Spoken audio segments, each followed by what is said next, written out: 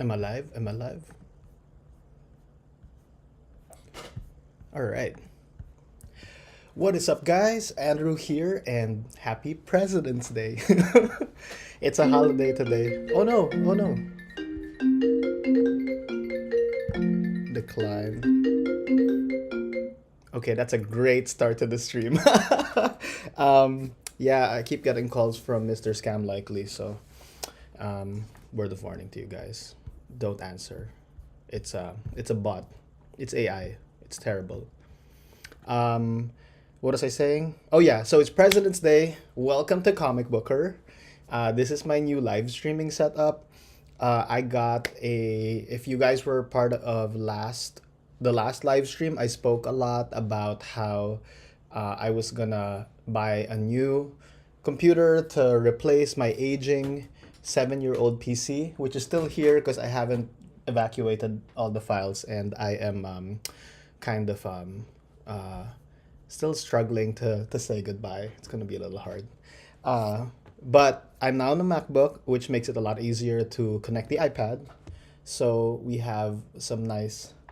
This is called Reflector 4, which I'm really excited to use because I don't have to plug in anything to the computer. I can just kind of like hold my iPad like this and draw. Um, so yeah, anyway, we'll test this out. We'll see how it goes. Last time I streamed also, I mean, all the streams before, there's always a little delay, like a weird delay thing, and sometimes the picture would just chop out. This time, fingers crossed, there won't be any choppiness. So yeah, anyway, let me show you what I've got. So this is Nagarai, which is a commission of an X-Men villain. I want to say C or Z level X-Men villains. They are creatures of occult origins. I think they are. Do you remember Doctor Strange in the Multiverse of Madness? And then there was like this temple to Chthon at the end with like Scarlet Witch sort of worshipping at it, and it's like an evil elder god that she is drawing power from, that made like the evil book that sort of is corrupting her. The Nagarai are allegedly the children of Chthon, and they live in this hell dimension, which for some reason there's always like these portals called cairns, which pop up all over the world, and they they end up escaping into our world, and the X-Men always have to drive them back. It's a whole thing. They have a slave race called the Rutai with this character called Pilgrim. They have this head dude, evil guy called um, Kiarok the Damned. This is all like stuff from the 70s and 80s. But I have been commissioned to draw just a basic nagarai. And so, actually, what might be good here is I'm gonna start. So, I am actually. Yeah, this is going pretty well so far.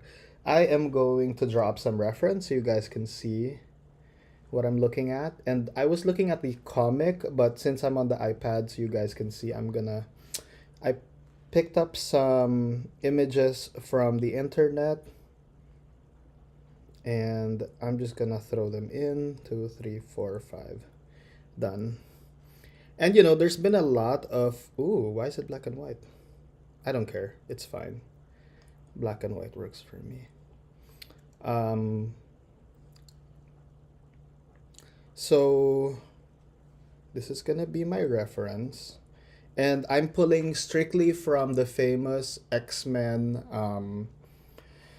Christmas story starring Kitty Pryde. It was X-Men 143, and it has Kitty Pryde trapped alone in the mansion because she was supposed to be babysat by Angel, and he just leaves her to go on a date. And she has to fight off this demon all on her own, and the demon is a Nagarai. It's a really great issue. It's probably one of the issues that makes people like just fall in love with Kitty Pryde as a character. Yeah, this is a really, and there have been many drawings of the Nagarai over the years. Actually, it's good to show you guys. And they They have many versions. This I think is drawn by uh, Greg Land. I'm not sure who drew this, but I think it might be J.H. Williams the third. Uh, and there's this version. So like all this to say that there's been many inconsistent designs for it. But for the purposes of the commission, this is a Greg Land drawing. For the purposes of the commission, I'm just gonna go with the most famous version of it, which is this, the John Byrne drawing of the nagarai. So yeah, wait, here we go. And let's pull my references here to the side. And what I really like about the John Byrne version is I feel like it's the most alien. You've got like a lot of squishy parts, If you look at some of the other versions, they're very segmented and very like Ridley Scott alien. But I wanted this to feel like its own thing, kind of lean into what makes it different rather than what makes it similar to other creatures. And so I'm going with the squishy version, the squishy demonic version. And I really, really love all these like hatching, almost Gustave Doré style hatches, which give it a lot of mood. So I'm just gonna keep going for that. Here, my one big struggle here has been figuring out like what to black out and what not to. Wait, let's see who's here. What's up, Axandrew? Axandrew, yo! Welcome to the stream. Happy President's Day. Hope you are enjoying a holiday if you are in the US. And if not, hope you're just chilling out. What's up, Miguel Aviles Jenkins? Who says, I just read your comic. I really like your style. Thank you so much, Miguel. I really appreciate that. I worked hard on that comic, and I am working really hard on the next issue. So, fingers crossed. I might do another stream on that later this week if this proves really good. I also know this is a weird time, but we are testing out the connection. I'm gonna be looking really hard at the stream after. Oh, by the way, if you can't hang around and you want to like join later or whatever, like I always leave the live streams up on YouTube after so you can just see it. I know it's not good for my impressions or whatever, but like, I don't super care. I'm not, I mean, I would love to be like one of those super amazing channels that rakes in a ton of stuff, but right now YouTube is for me just about sharing and documenting, and I'm not too chuffed about making like a ton of money on it, as long as it's sort of like being a good record of my journey as a comics creator. Yeah. So one other thing I wanted to try for this live stream is to play some music. So we'll see how that goes. I'm gonna start playing now. If you hate it, tell me in the chat and I'll switch it up. But I haven't tried this before and some people suggested it. So we will play some stuff. This is just a live streaming sort of copyright okay playlist of music. If it goes well, hopefully it goes well.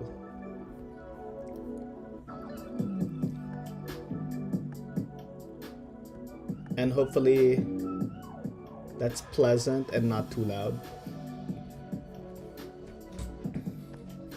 And then maybe we can all get in the zone and just draw together, right?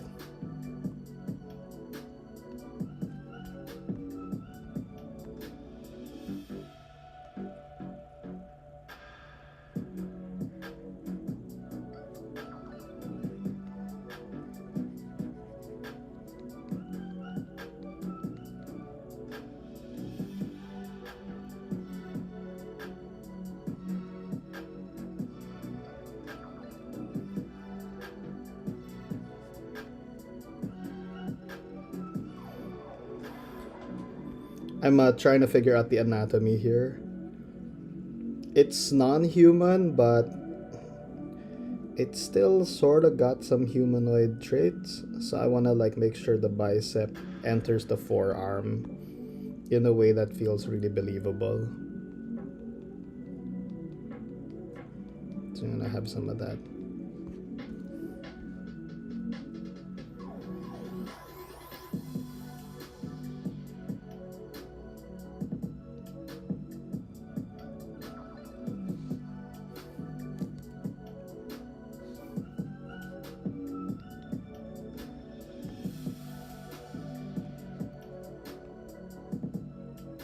The other thing is I am totally I am totally cheating on all the shadows right now. I'm just kind of drawing in what looks good, what'll make the thing look good. Technically, it's got this like big, I don't know if you can see there, but it's got this big moon in the background. So technically this should be like 100% backlit, but I'm cheating on it. So I'm gonna compensate for that when we go into colors later on. But first I want to make sure the line work looks really good.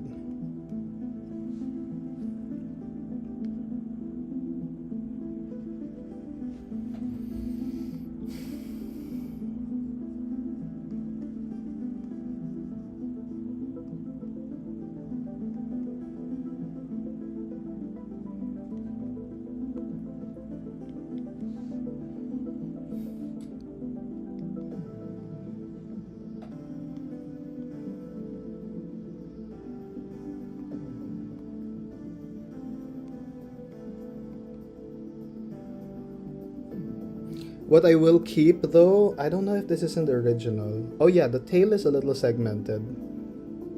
So I'm gonna keep that. I like that look.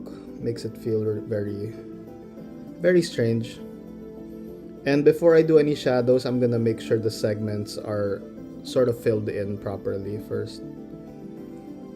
I really, really love these weird sort of mushroom growths on the back of the creature. It just feels so otherworldly that way, so I'm gonna preserve that and hopefully amp it up.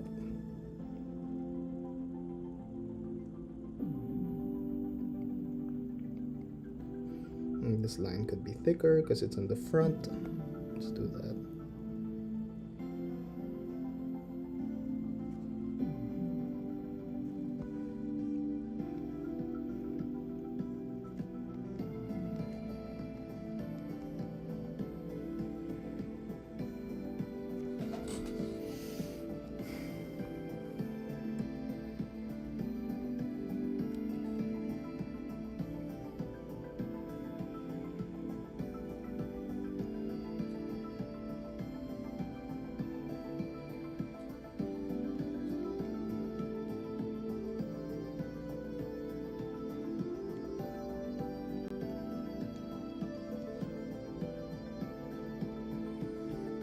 The other thing is there's this like long spindly calf muscle there, which I like, but it's foreshortened in this spot, so I'm gonna see what I can do to make it look like it's recessing in space.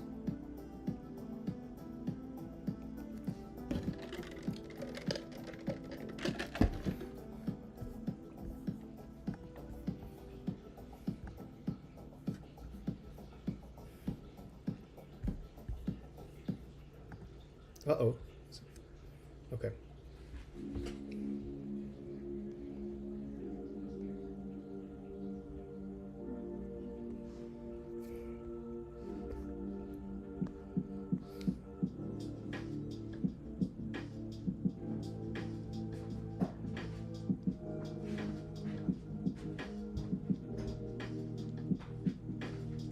I think the leg was too big in my pencil, so I'm gonna make it a lot smaller. And also, there seems to be a weird structure in the way Burn drew it, like almost as if the leg breaks off into a bony foot, like that. So I'm gonna try to keep that there.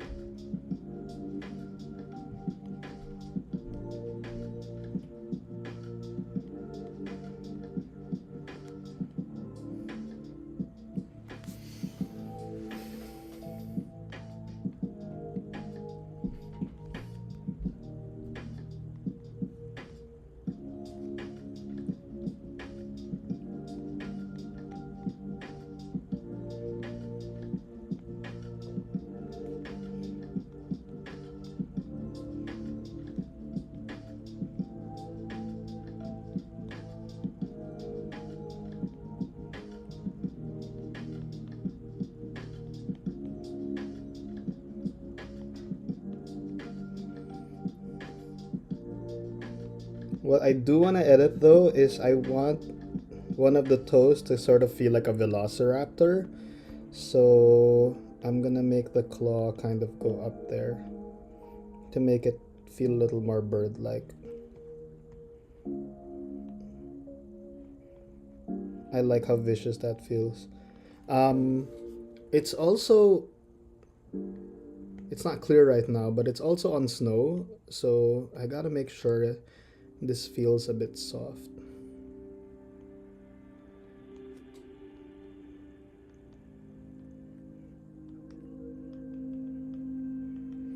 Like this stuff is, sinking slightly into the snow, into the ground.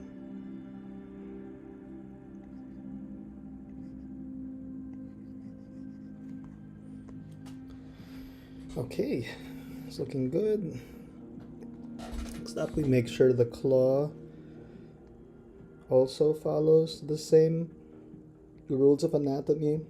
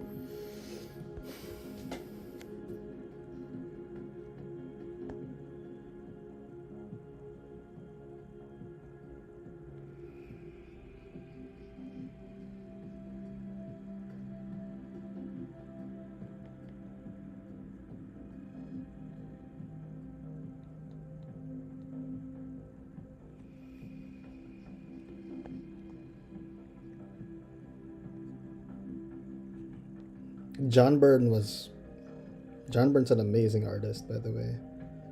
Like, super duper duper love his style. I always loved, I think, especially that era, the biggest magic happened when Claremont teamed up with John Byrne. And, I mean, he's a bit of a kooky character. if you follow that sort of stuff online. But luckily, I subscribe to the separate the artist from the art. So, as much as he hasn't been the most inoffensive character in many years, his art for me is still preserved in its pure awesomeness. I mean, look at this cover. Those hatch lines, it's so good. He's just, and I bet you he did that so fast too. Like he was doing an issue a month back then, and these were dense issues, right? The way Claremont wrote them, you always had like an A plot and a B plot, and you'd get like 6 to 8 panels a page with a lot of captions and a lot of stuff to design in. Plus, as a team book, you always had to draw multiple figures. By the way, if ever you draw comics, one of the things that will slow you down isn't so much like, on a page per page basis. It's more of like how many figures do you have to draw per page. That really takes a lot of time. The more figures you have to draw, the more time it takes, which is why it's harder to draw team books than it is to draw solo books. It depends. Miguel asks, do you use any screen protector on your iPad? I do. I started using one. Actually, I filmed a whole thing where I was reacting to using it. It's like the cheapest ass screen protector you can find on Amazon. I think it cost me like $12 for like it came with 4 pieces. It's not paper like it was paper something. My god, it was such a knockoff brand. Anyway, it works pretty well. I would say that I'm not a big fan of how it distorts the screen a bit. I really like and prefer. Whoops, let's not do that. I like how I like the mattness and how it sort of stops reflections, but the trade-off is I feel like the visual is a little soft. But yeah, after a while I was like, wait, I really, really like this texture. So, ultimately, try it. Don't buy the $40 paper-like thing. The cheaper ones work well, at least in my experience. You don't need to spend a lot. So okay, this foot is going behind this guy, so I'm just gonna keep it there.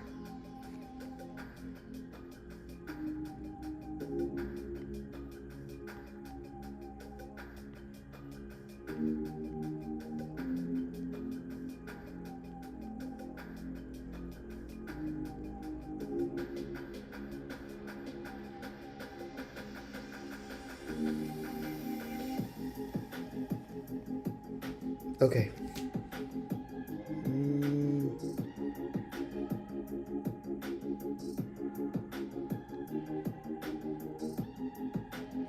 Okay, that's more or less it. Alright, let's keep going.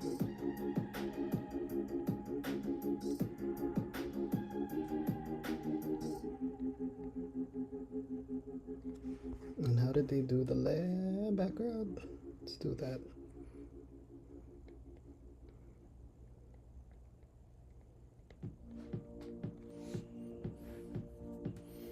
Let me know if you can hear my voice okay with all this music on. I don't know if I modulated the volume right. Fingers crossed I did.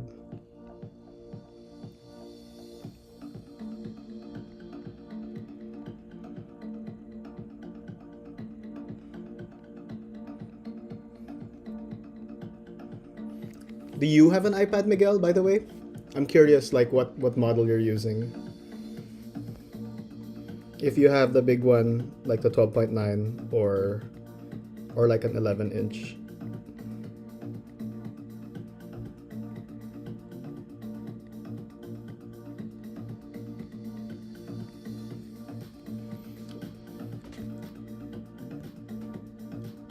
Leo Pirate, welcome. Juan Jose, hello, hello.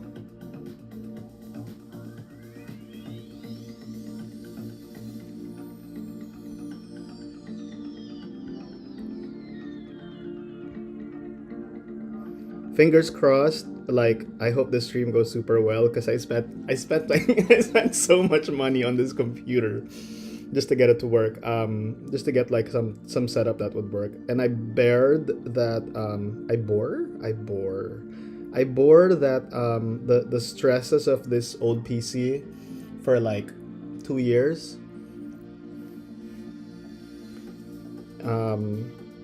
As like its motherboard was dying and the USB controllers were falling out of sync, and it was just like a lot of stress. Like things would disappear in the middle of a stream and stuff. So I'm excited to have a stream where everything goes reliably as planned. Oh, Miguel has an iPad Pro 11-inch. Nice. And Juan Jose also has a Pro 11. That's awesome, guys. You know, I really like that size, particularly for the portability. One of the things, I'm on the 12.9 inch, but one of the things I just have to kind of suck up and accept is that this is always going to be a little heavy, and it's always like, whenever I have to like, if I have to buy a bag to bring stuff outside, I'm always having to do the iPad test, whether it would fit the 12.9 inch iPad. And I feel like you don't run into that issue with the 11 inch because it will fit most bags. And it's light and portable.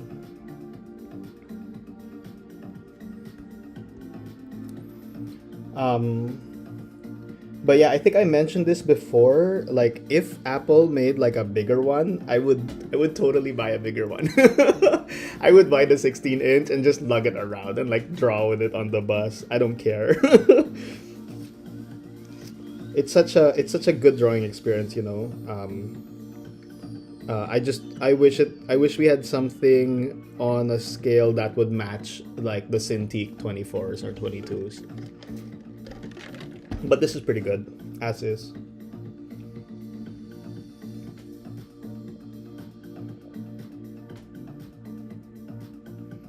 See, I love this tail. That's super weird. See how it splits off into like these three tenebrae? I really, really like that. Anything you can do, especially if it's a character like this, which is supposed to be like alien and terrifying, right? Anything you can do to emphasize that, you know, do it. That's what I'm trying to do here. Because one of the problems with this character and the Brood is they are often compared to the H.R. Geiger aliens. And that's partially because they have that phallic silhouette. And they also have kind of that bony anatomy. And you know, the alien design is just so iconic. It's so strong. So, yeah. I'm just trying to push it a little bit to the side of that wherever I can.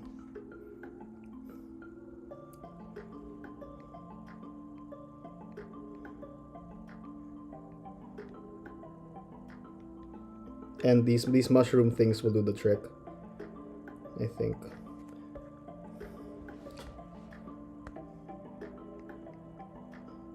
They're actually the shape of like skin tags. So properly gross.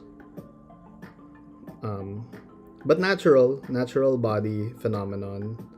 Or if I think of like sea anemones, that type of thing.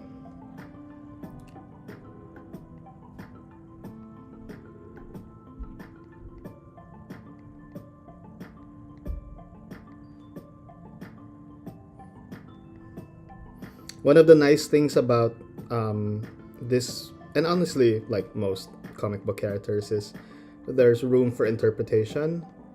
You'll get a different version depending on who drew it.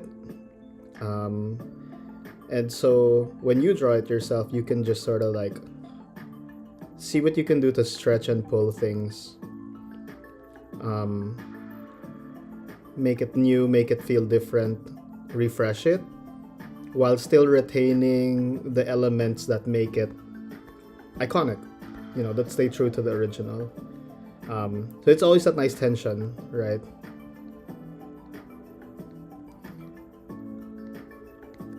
My favorite new artist, he's not so new, But his name is Trad Moore.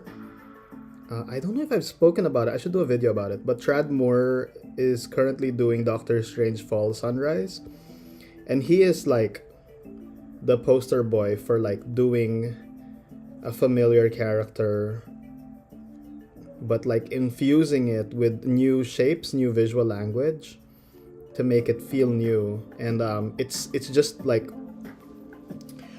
Doctor Strange Fall Sunrise is the strangest Doctor Strange comic I've ever read, and that's a really good thing.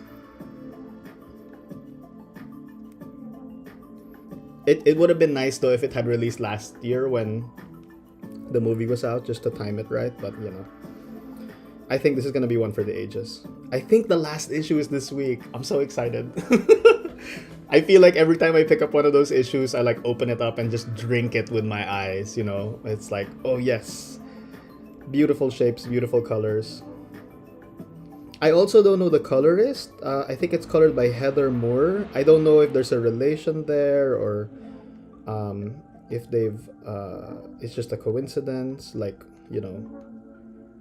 I mean, clearly Trad Moore is not related to Alan Moore, so just because they have the same last name doesn't necessarily mean there is. But I don't know. Maybe they are related. Maybe they're working closely together.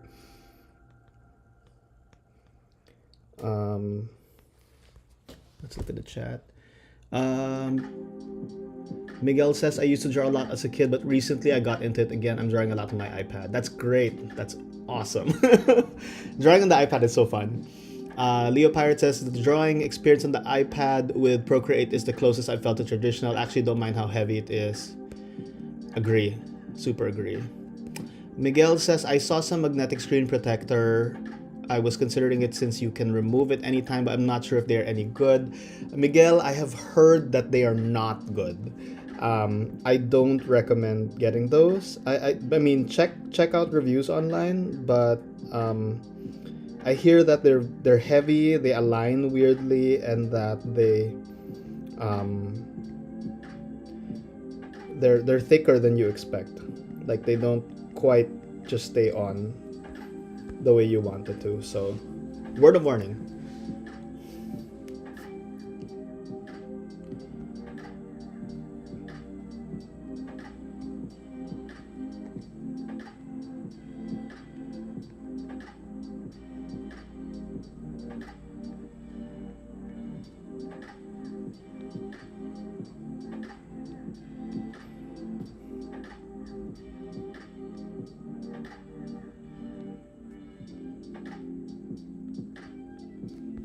I think the tail is done-ish.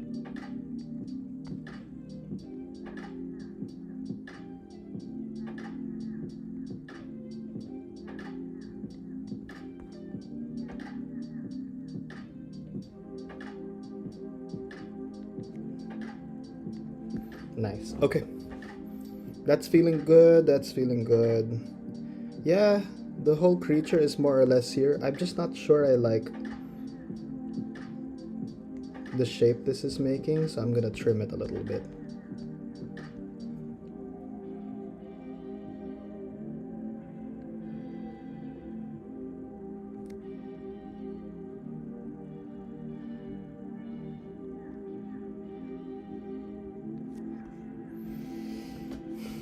All right.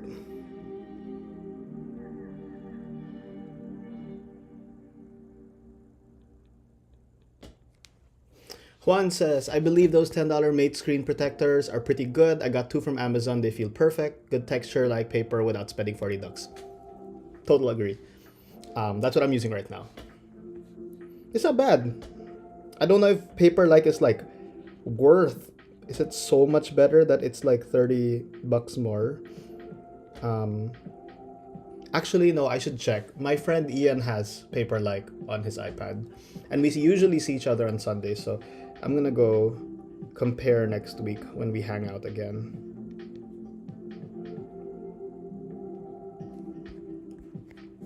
And maybe I can tell you guys if it's really worth it or not. I doubt it. I super doubt it. Honestly, I like how it works, how it feels without the paper. I mean, or maybe I'm just used to it. I've been drawing on the iPad since you could draw on the iPad, since they implemented Apple Pencil.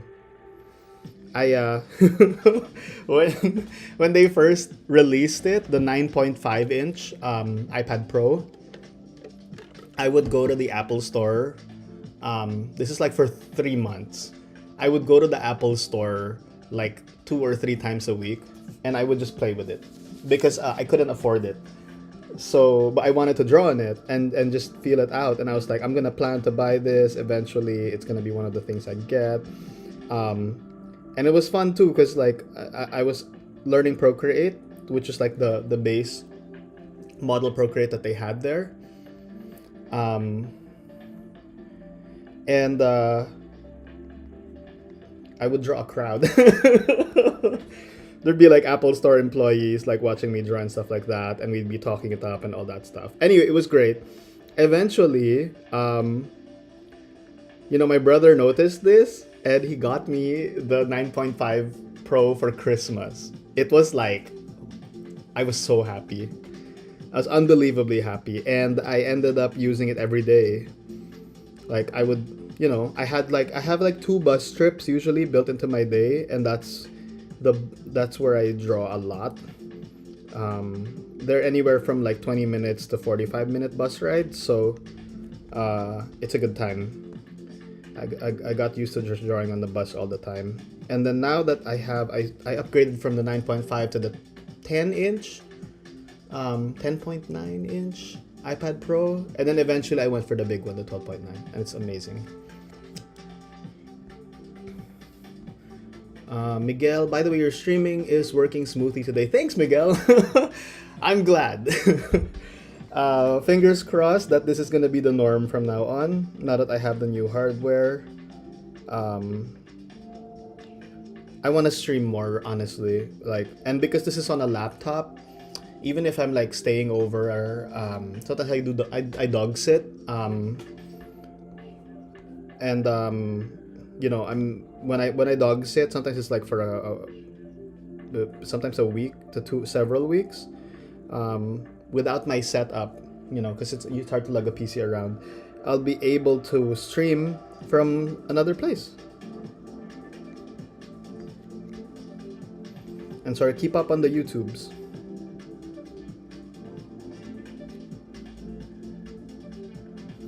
Or at least the YouTube stuff I can sustain. I want to do more real videos, like my regular videos, but they take a lot of time, and between all the stuff I'm balancing, like my full-time job, my commission work, which I'm doing right now, and Secret Heart Attack, my indie comic. It's really hard to prioritize YouTube, over all of that. I feel like comics should always be first. If I'm thinking through my priorities, comics should always come first.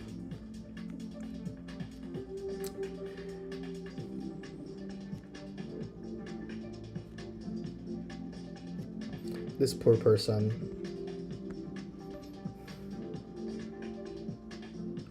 So yeah, this is the poor person being mangled by the nagarai.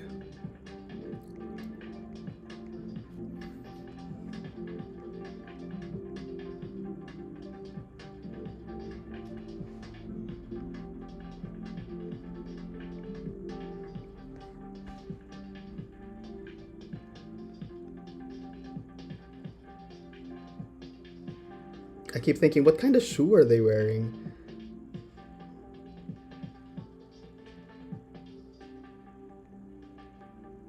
I guess they'd be like trekking shoes, right? So you'd have some of the ridges there. If they're in the snow.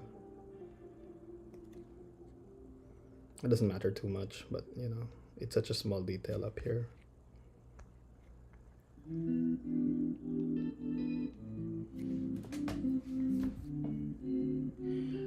Miguel is asking, have you noticed any wearing on your pencil tips? I have. Actually wore it down to the point where I could see like the metal underneath the...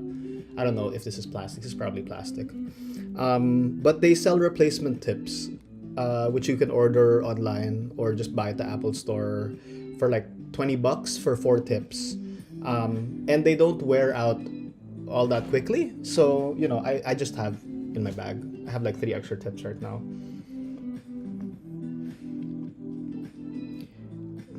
One of the things I've noticed, which is kind of weird, and I don't know if this is. I mean, tell me if you guys experience this too. Does your Apple Pencil tip get loose? Like, does it unscrew as you're drawing here and there, and then you have to like screw it back on? Because that happens to me. And I don't know if it's just my Apple Pencil or because, I've had this since, for years now. And I use it every day. So I don't know if it's just wear and tear on my Apple Pencil or just a normal thing for all Apple Pencils. And I don't want to spend $100 to buy a new one.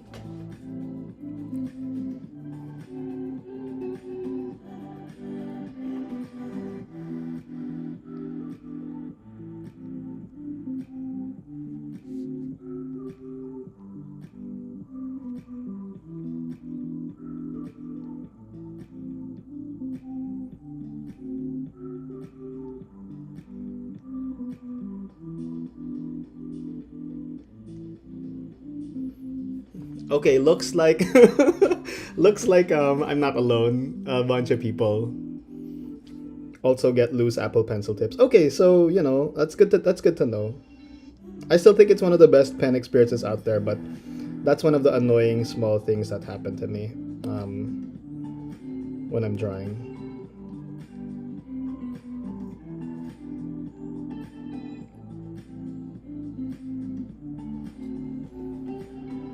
Uh, Juan Jose says, out of curiosity, don't you feel like you would get more space out of those 2 apps you are using without the multi-app feature? Um, you're right. I really like Stage Manager. It's just really fun. I like being able to jump around or whatever. You know, it's. I have Marvel Snap here. I don't know if you guys are into Marvel Snap. I'm so into Marvel Snap right now. But you can turn it off. You can just do that, and then suddenly, you know, there you go. Super easy, and we have more space. Let's put that there. Let's make sure the opacity is the right size. That's probably better for the stream though. So we'll keep it at that for now.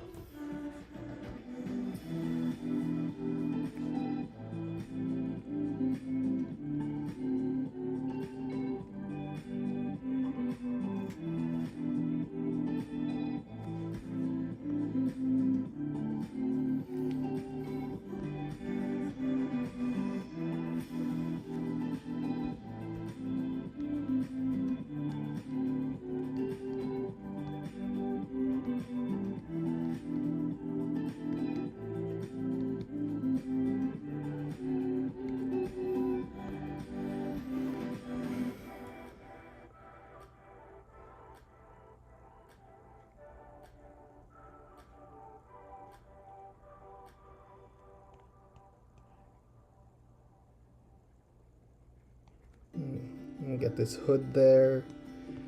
And I think I just indicated that there would be a hat falling off here, so we'll do that.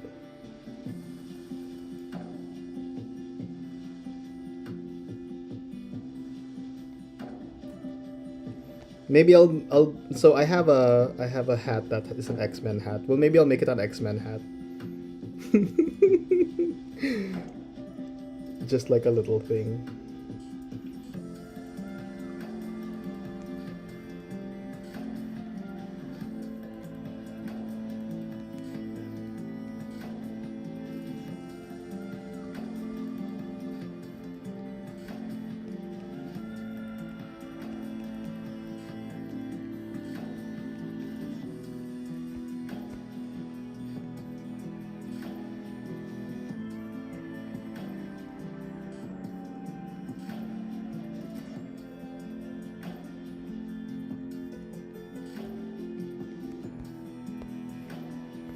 There you go. Nice little X-Men hat. And then I need Oh well, let's get this done first.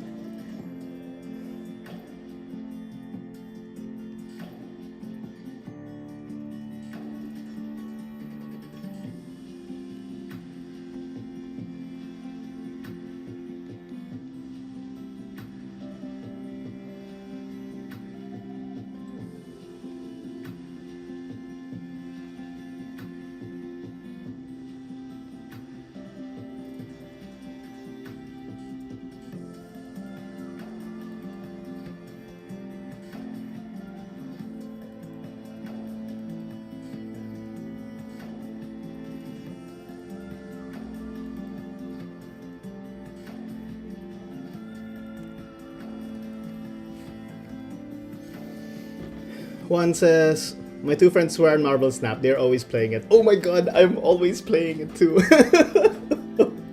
I'm sorry. It's just so addictive. I swear. And it's not my fault. It's not my fault. I blame. So okay, I'm working. I have a DC comic coming out next week. Written by I did the story written by writer Josh Trujillo, who's writing the current Blue Beetle series, which you guys should check out. It's awesome. But Josh tweeted about Marvel Snap. And actually, he just kept tweeting about it for like a whole week. And I was like, fine, I'll try it. It's free. And I totally got sucked in. Like, I couldn't stop myself. So, this is not an endorsement. It's I find it super fun. But I also worry if you are the type to have an addictive personality, or I don't know, you're trying to get a bunch of stuff done and don't want like a game mucking up your motivation and all that stuff. Yeah, warning: Marvel Snap can be a bit of a struggle to to manage once you get into it. It's just too fun. It's too fun. I wait till 10. I go to sleep after 10. I used to go to sleep at 9. I go to sleep after 10 because I want the missions to refresh and I want to see who's in my token shop at 10 p.m. in the evening. And when I wake up at 7 a.m., I also like open up Snap just to check who's in the token shop and what are my free missions and all that stuff. And I also check at 2 p.m. So like it's that addictive. But it's so fun. It's so fun, and I love the art, and I love seeing like I love the mechanics. I love building decks around certain types of characters, and yeah. Anyway, I'll try not to talk it up too much because I feel like I don't want to be responsible for getting people addicted, but I enjoy it. It's so fun. Hi's Koa. I hope I'm not saying that wrong. What's up? Welcome to the stream. Hope you are having a lovely day. And if you are in the mood, come and draw with me.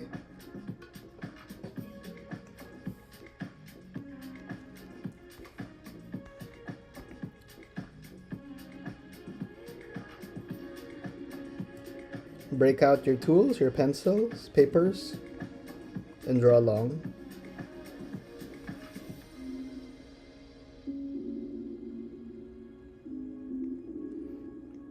Okay, so this is clearly a dude. I thought it might be a lady, but it's a dude.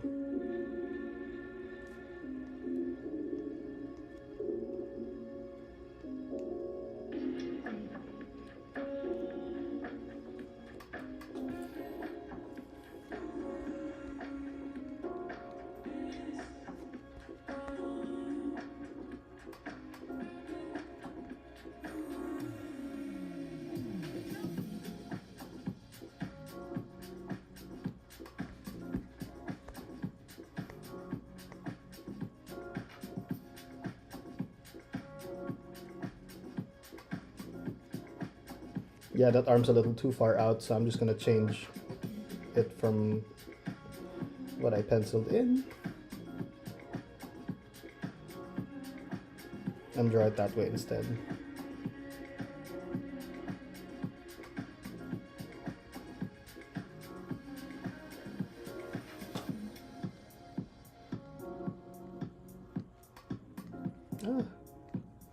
bit much.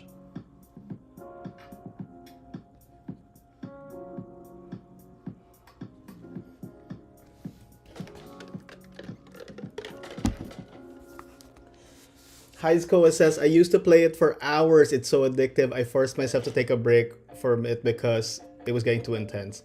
I just opened CSP. Haha, parallel playing. Nice. I feel you, you know. I mean, how can you resist? You know, it's got all these characters, you know, and the art is so good. Honestly, like, one of the things I enjoy most is, like, seeing all the variants. Because you get variant versions of each card, and you know, there's some really amazing ones. There's Jim Lee art in there. There's stuff by Stuart Immonen, and you also find artists that maybe you never met before, like Joverine. Oh my god, I'm a big fan of Joverine stuff. I did not know him until Marvel Snap. But you can click like the top of the card, and it'll tell you who drew it and who colored it. A lot of it is drawn by Joverine and Ryan Kinnard.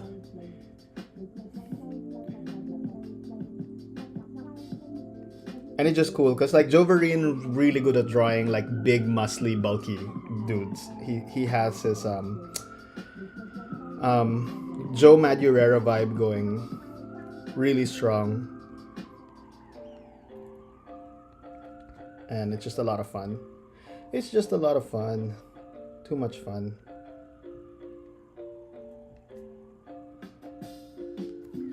Alright. I think this is coming along well. I would say, now that I'm seeing that, I would say that this claw goes back a little. Maybe comes down a little more.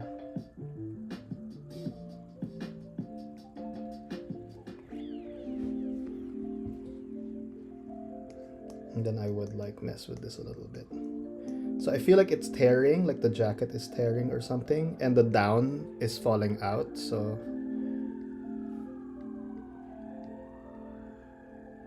I don't want this to be like super gory, even though it's kind of a grisly scene. So I don't want like too much blood. I don't know, maybe I will have a lot of blood at the end. We'll see in the colors.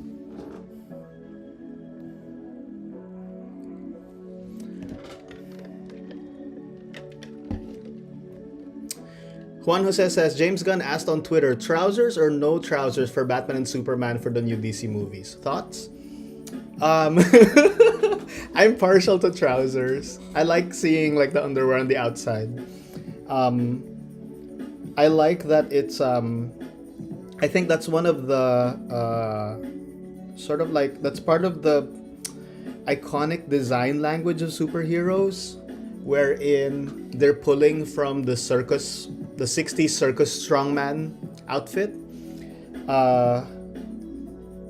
So yeah, underwear on the outside I think works really well for me. I prefer that. But your mileage may vary. I feel like when you put like those military style creases and like, you know, modern outerwear type stuff, they start to look a bit more like Wildstorm characters. Like they're trying really hard, and they don't need to try that hard, you know. I like Superman with a little bit of hokiness to him. And if I'm being honest, I like Batman with a bit of hokiness to him too. Like, you know, kind of like the Adam West vibe. So trousers on the outside, that's my opinion.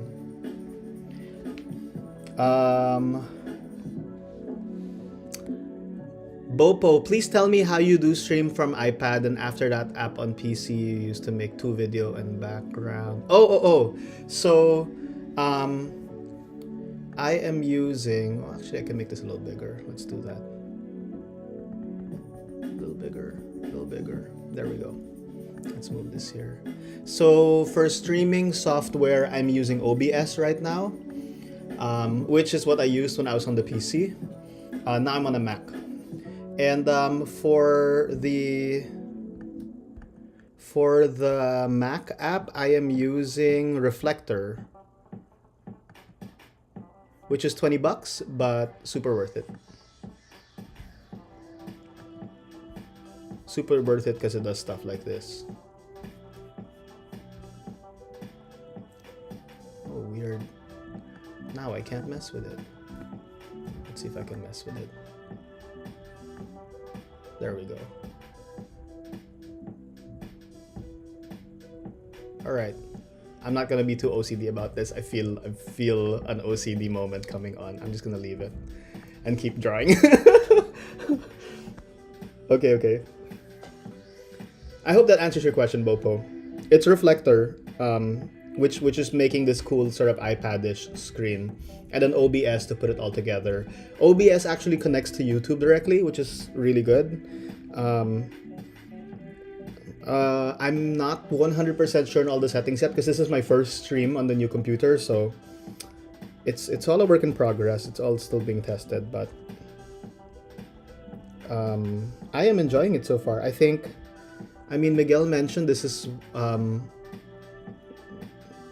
really smooth compared to my older streams, so yeah, hopefully this is a good new norm. M2 Max, baby. Let's put a little symbol on his gloves, like a mountaineering symbol, like that. Oh, I know what to do. It should be like that, and then like that, and then like that. Nope. Maybe a circle. Yeah, it should be two triangles, like that, and then a circle, like a sunrise. There we go. We'll leave that there. Details no one ever notices because they're super unnecessary. And then I imagine this guy, let's give him some hair to sort of delineate what's going on with his skull.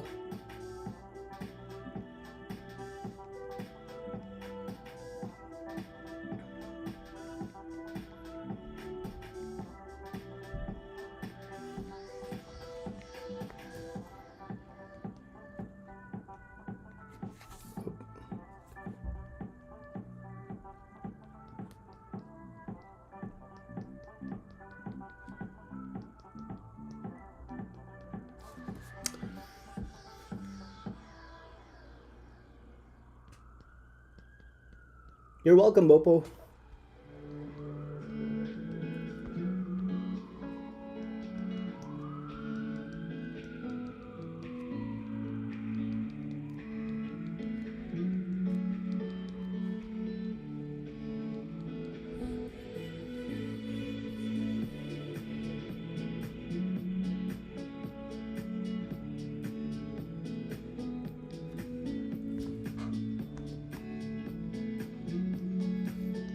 By the way, if you guys are drawing anything while watching this, and you post it online, please tag me. I want to see what people draw along with, while I'm drawing. It always makes me super happy. I still remember a couple of this was around the time of Spider-Man No Way Home. I did this live stream that was basically me just drawing Spider-Man. And a couple of people drew along and drew their own Spider-Man and tagged me about it, and it was so nice. It was so nice to see. I feel like art is such a lonely experience. If you do it regularly, it's one of those things where you kind of just have to make peace with drawing it. Drawing alone in your studio for most of the time, being away from people, being not social. So I like connecting with people online and seeing what they do, because it makes me feel a lot, like I'm not doing this in a vacuum.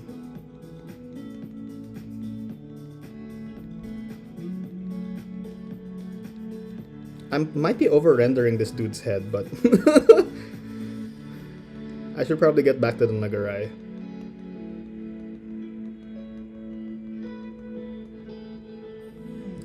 That. Okay. That's it. I'm done with his head.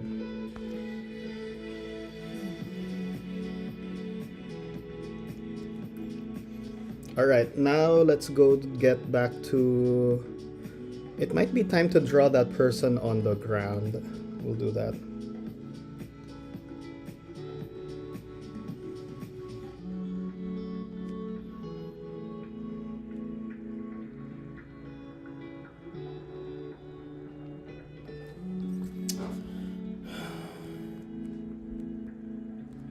Juan asks, have you watched the Ant-Man movie yet? I have. I watched it this weekend.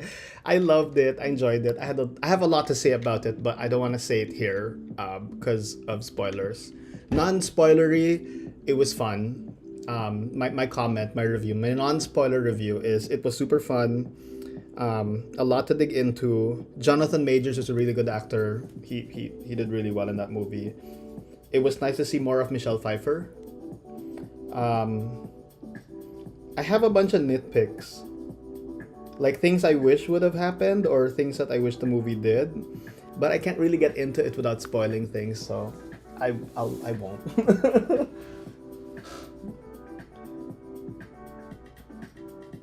Yeah, overall it's a good time. I'm really excited for Secret Invasion yet, though. Like Samuel L. Jackson doing like a full-length TV series. That sounds awesome. And from what I've seen so far, it looks like it's gonna be a really good time.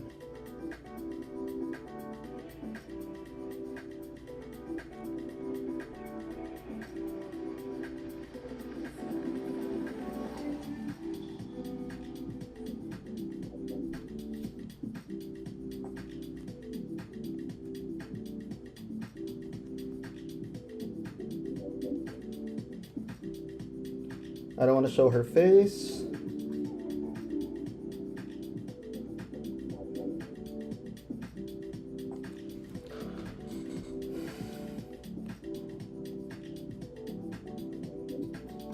But she's down. She's super down for the count. And so is her boo. It's so sad. Yeah, if you read that Christmas special, this Uncanny X-Men story, there's a sequence where they introduce the creature, but right before that, they introduce you to this couple, and they spend a lot of time making sure you know they're people with their own lives and their own hopes and dreams and thoughts and plans before they before they kill them both. It's so sad. But Claremont would do that a lot, you know. Chris Claremont would write all these random side people that you would, you know, maybe fall in love with. And then you never see them again, you know. They'd just be bystanders or side characters. I feel like her hood should maybe be a little bit above her like this.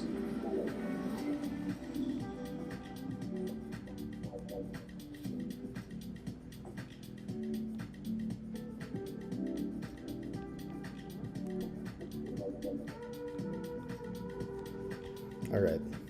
That'll do. Nitpicks is my type of relationship with the Marvel movies. I love them, but ... kind of thing, lol. Same. I enjoy them. They're really good thrill rides. But they provoke feelings. They provoke thoughts.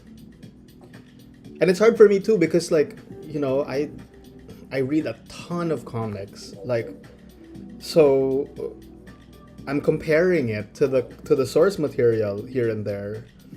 Not Ant-Man specifically, because, you know, I was never a big fan of the Ant-Man comics. Although there was a really good 4-issue miniseries by Al Ewing with art by, I think it was Leonardo Romero. It came out last year. It's a 4-issue series that stars all the Ant-Men that have ever been. Hank Pym, Scott Lang, the giant man dude, the Indian guy, and a future Ant-Man character that they introduce. It's all the Ant-Men, and it was super fun. It was super fun, super tight, and he's doing a follow-up right now. He's actually doing a a Wasp series with Hope Van Dyne. Well, Nadia Van Dyne. This is the new Wasp character that was introduced in Mighty Avengers, I think, who is from Black Widow's Red Room.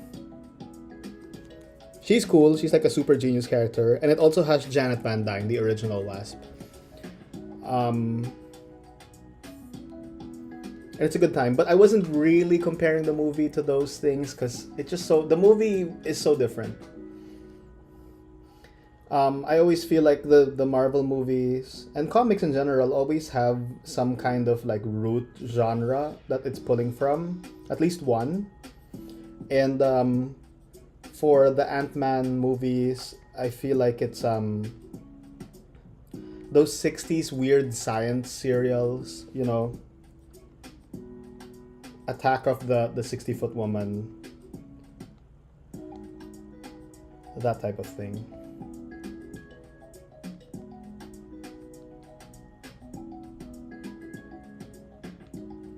It's a wacky movie. It's a wacky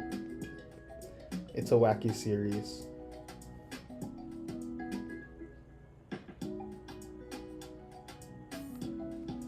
I don't know, question for you guys. And type it up in the chat. Because I'm curious. What is if you had to choose one, just one, what is your favorite Marvel movie as it stands right now? And no TV series included, just the movies. What's your number one? And then I'll let you guys know my number one.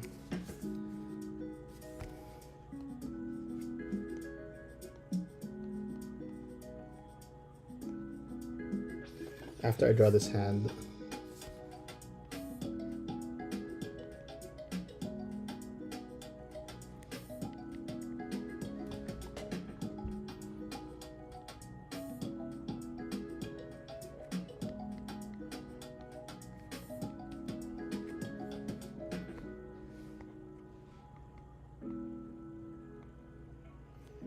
What do you think? Do you think she's clutching something?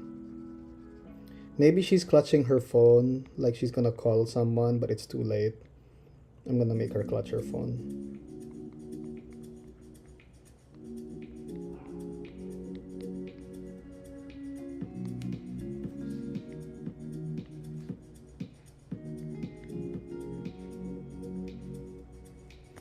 It's gonna be,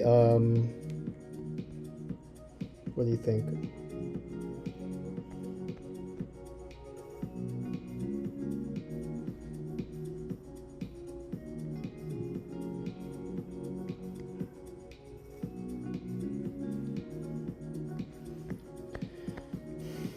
I'm over-rendering this.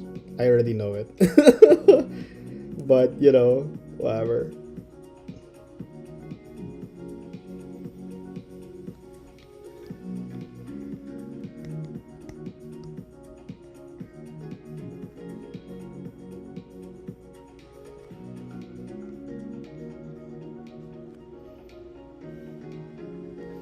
It happens every time.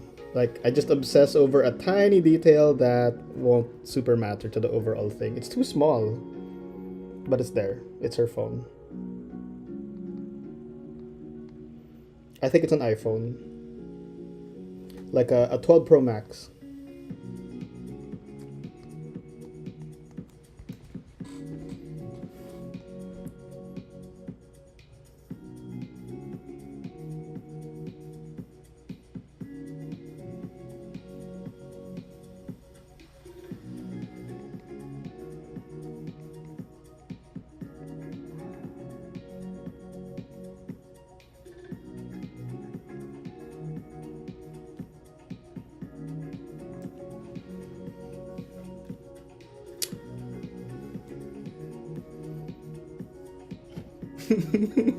Mr. Fish says, Batman, the one with the nipple suit.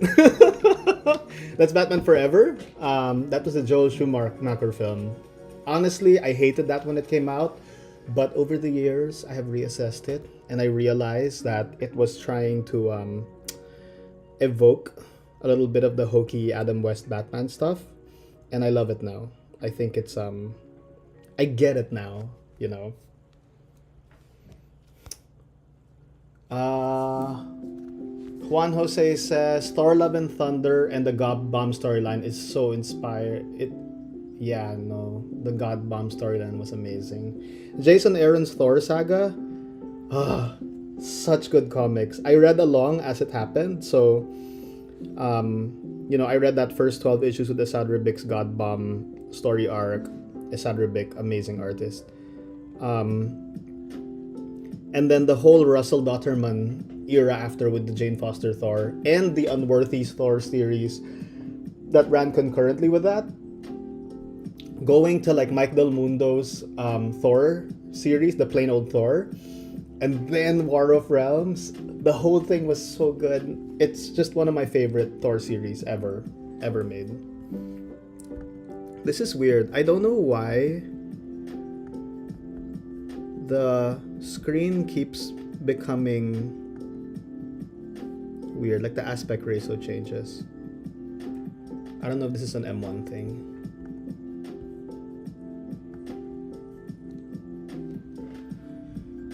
Kyla Garrett says Black Panther hands down. That's a good choice. That's a really good choice.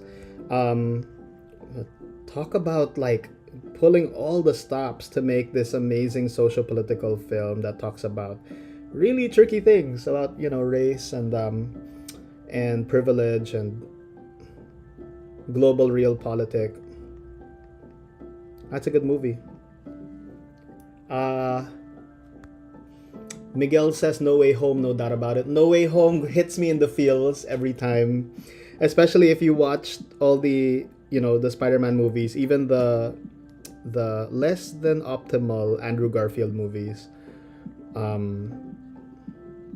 It all works so well. It's such a lovely celebration of like all the Spider-Man movies that have gone before. Heiz Koa says Avengers 1. Like, I remember I watched it in the theater with my cousins when it first came out, and we couldn't help ourselves. We were celebrating, and we were like, "Woo! Amazing, awesome!" Like when that first like space dragon comes out of the portal, and they have to like, and when the camera whirls around all of them, and they're all fighting together, it's just amazing. Nothing quite beats that experience because it was just so special seeing comic books come to life like that. Talk about a joyful thing, right? Juan Jose, my favorite Marvel movie is Infinity War, where the villain is an actual threat, but as an entertainment piece, Endgame for sure. That's good. I honestly feel like I can't look at Infinity War and Endgame as separate movies. I just keep thinking of them as like the same film. It's one big narrative. But yeah, I get the chills when I watch that. Because if you've been watching along for 10 years, it's such a good payoff.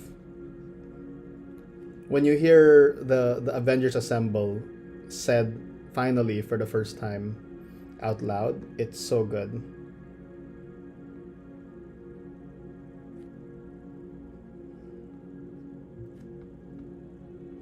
And the VFX and seeing just, like a George Perez style full on everyone's there type thing. It's so good. I don't know how they're gonna top that. Well, no, I have an idea. I have a feeling they're gonna try to top that with I feel like they're gonna do something like they did with with No Way Home, where they're gonna bring in all the Sony stuff. All the Fox X-Men movies and stuff into one giant stew of stuff. I feel like that's gonna be what happens. It's gonna be great. Man, if we could see all those characters feed into the new MCU, it'll be like they planned it all along. Okay, I think this is feeling good. Now we can focus. We have all our figures in, so that's 3 figures. Now I'm looking at it and I don't like this. Um, I feel like it should be curvier, like that. So we're gonna do that. We're just gonna erase into it and then redraw it.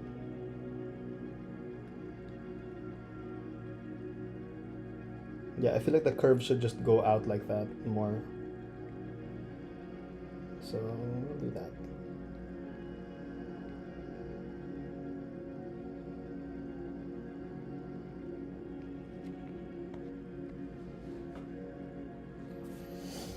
It's so nice not to be plugged in. It's so nice to just hold the iPad like this and not be plugged in while streaming, you know. Comments. Blade is one of my favorites. It's cheesy and gory. Blade is good. Uh, Blade 1, 2, 3. And I hope they bring it back in style. You know, that'd be great.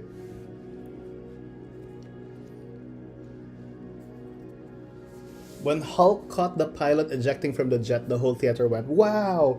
Yeah, such a good feeling. You know, I mean, people complain about these movies and say stuff like, you know, they're like trash, or, you know, like theme parks made into films and all that stuff. But you mean you can't deny, like, when was the last time you were in the theater and you really felt the communal reaction of like everyone there, and it just becomes such a fun shared experience. I really feel like, you know, I get that the most when I'm watching Marvel stuff.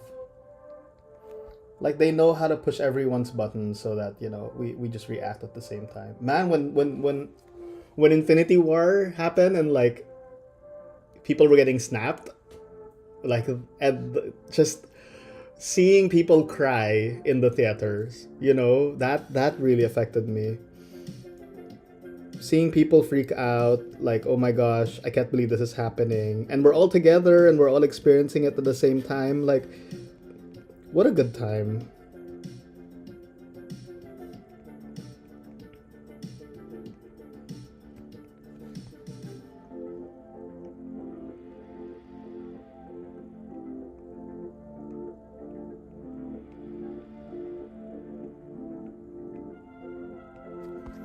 Whew, okay, I feel better about that tail. A little better. Let's flip it and see how we feel. Okay, that line's too thick.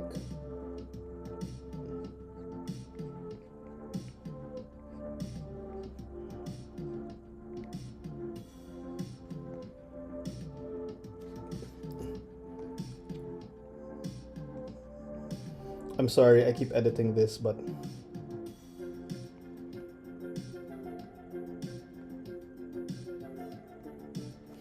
this is such an important part of the design.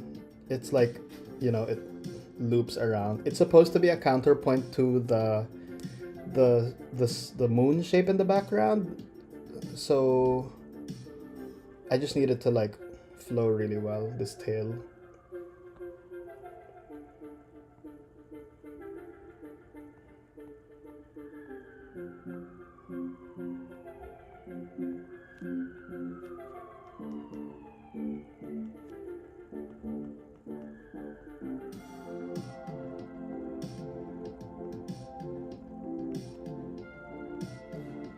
By the way, we've gone over an hour now. I'm just gonna keep streaming while I draw, and stop when I feel like stopping, because I think we're in a good groove here. But you know, don't feel like you have to hang around if you're busy, you have to do stuff. Or if you want to just keep drawing, feel free to join me. I'm just gonna keep going, maybe for another hour or two. Maybe I can get this commission done today, right?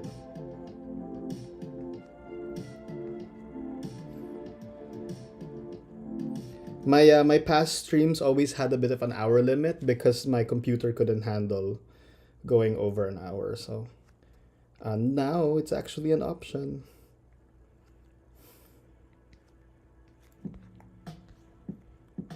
Okay, so now that we have that,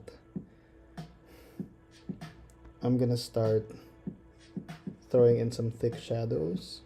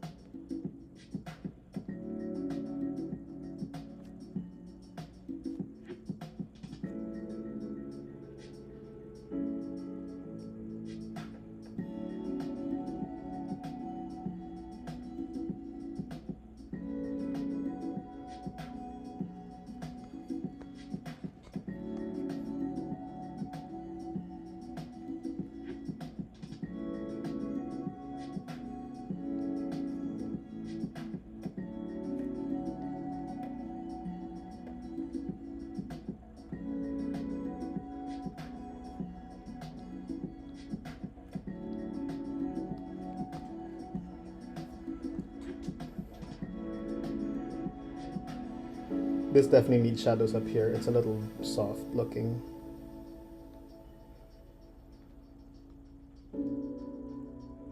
But that arm...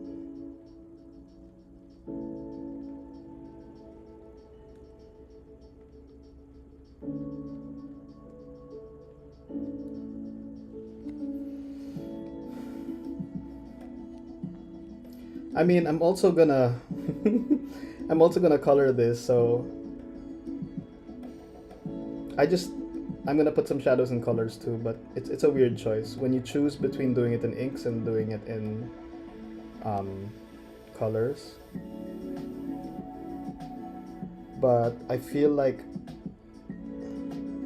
unless you're doing like a super duper clear line Mobius style, it's always good to leave a few shadows in inks to sort of hold it down, and also to give you cues when you go into colors. You're like, okay, the light's sort of doing that, I'm gonna follow suit.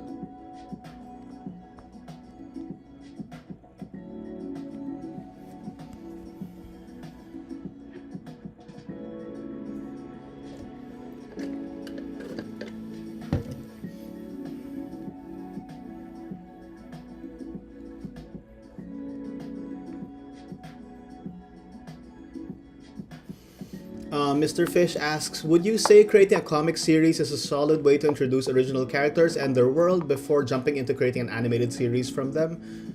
Wow. I don't know what you mean. Like, I think a comic series is a great way to introduce anything, like original characters and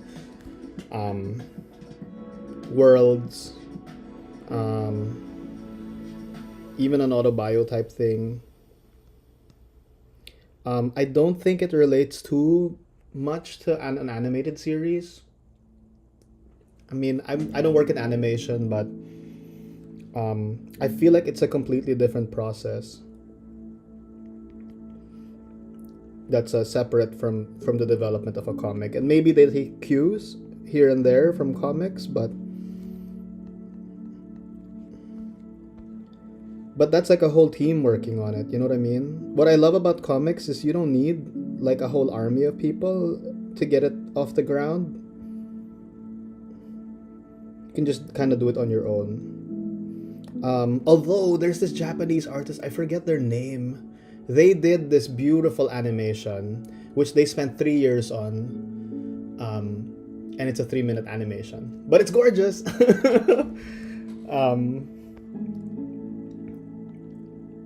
Oh God, I'm blanking right now.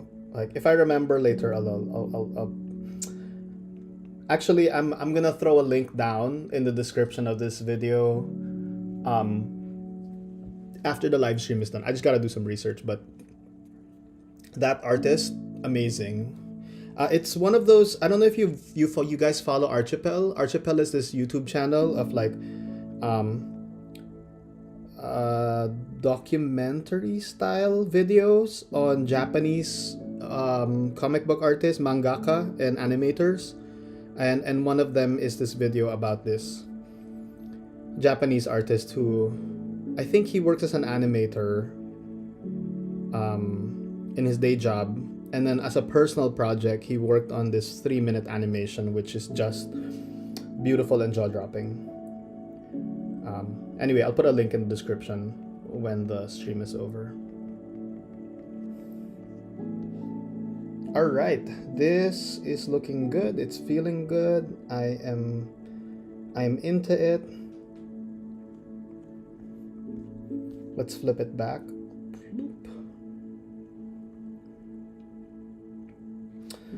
And then maybe time to start throwing some of that snow in there.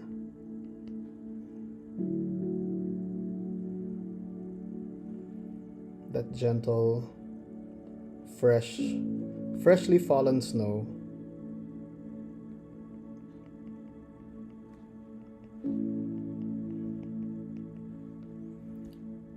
Which is a contrast to this grizzly scene. I'm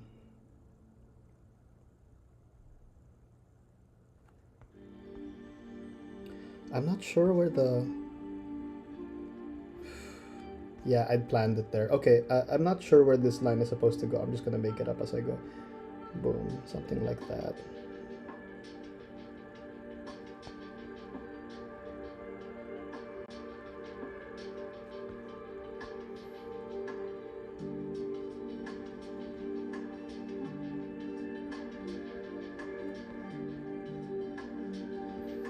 There we go.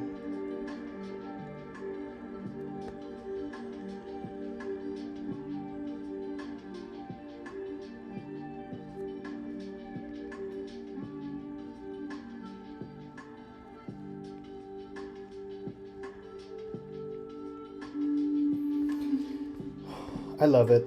My favorite part about drawing is that moment where you start to feel like everything is turning solid. Like I am at that moment, at this moment. This is my favorite part. I'm starting to feel like a real place.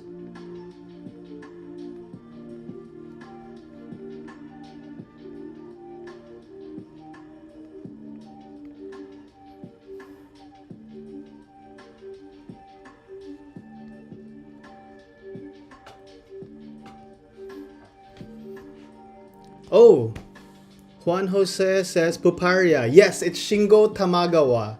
That's it. I hope I said their name right. Shingo Tamagawa, and the animation is Puparia.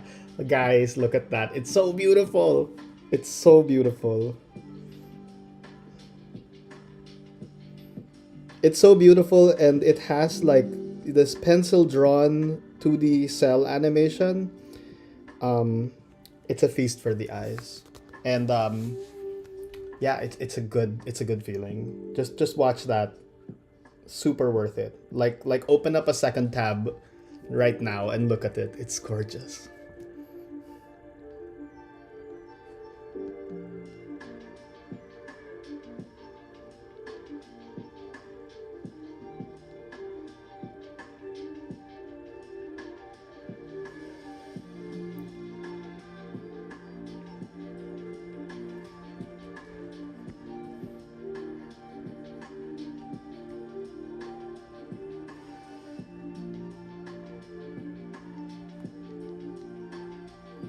I'm gonna put a little slash here.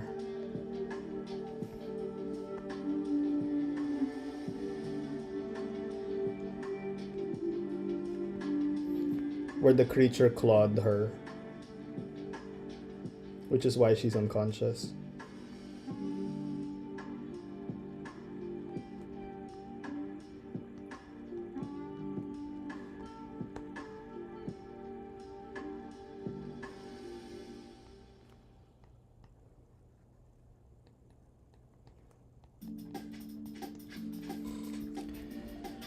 All right, that's feeling good, right? Let's do some little details. If I recall, I wanted to get this feeling of like a Gustave Doré style hatching thing, so we're gonna go into that with the nagarai. And what I'm doing is it's just like a ton of form lines. But they don't have to be super precise because it's an alien creature, but just enough to give you the effect that,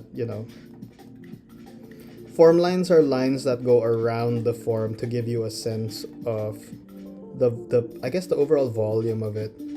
So this is like a mushroom sprout, so I'm doing these sort of circular form lines to give you a sense of how it's moving around in space. And I'm using a really small, second to the last, but like a pretty small brush size, because these are details and they don't need to be like super thick.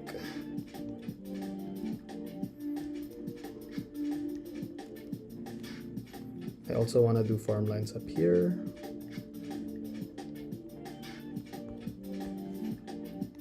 This is something that I feel like artists like Frank Whiteley do so well. They give you a sense of like how much it's a thing that you can touch, because there's this texture moving across it that recedes and comes forward as required. And John Byrne does it super well here too. Just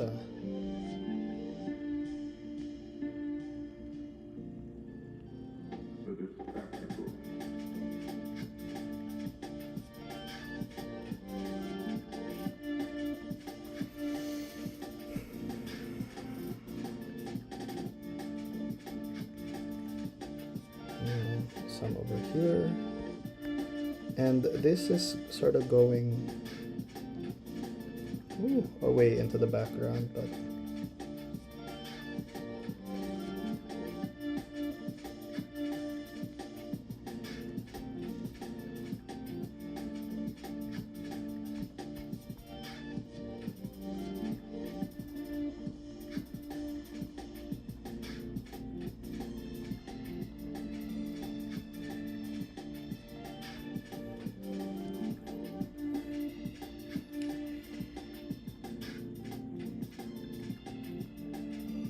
gotta be careful not to overdo it, because if I overdo it, then I won't have any room to render stuff in the colors.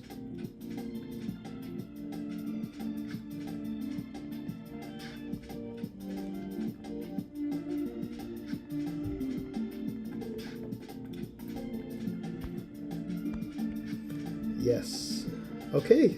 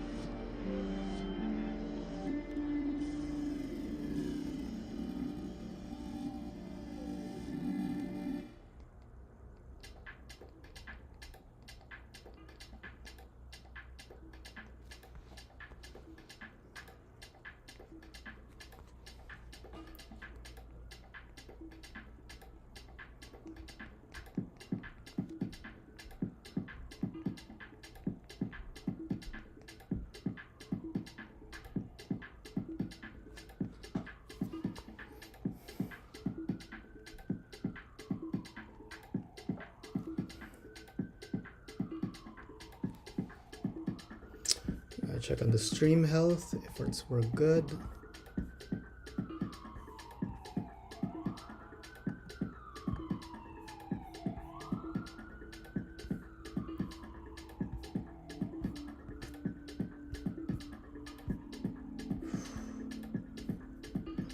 All right, I think the stream is in good shape. I saw a brief freeze there. I'll watch it back and then assess later on. But hopefully the stream is keeping up with you guys.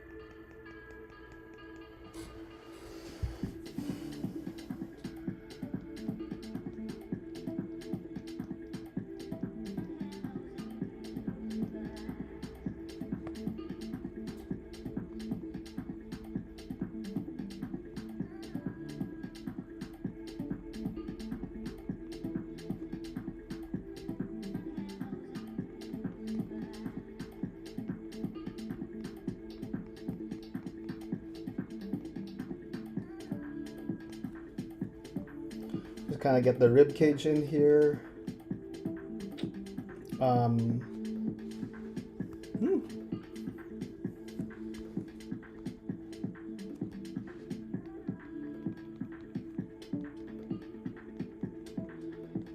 I think that's looking good. Sort of looking good.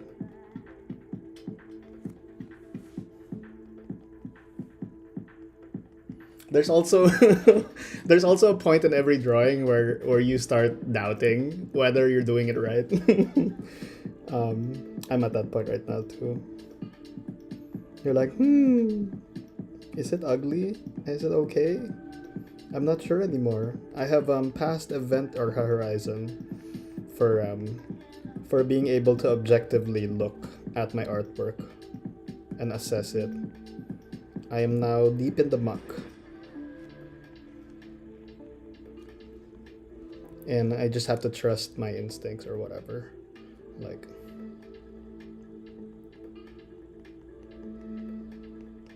it'll be what it'll be.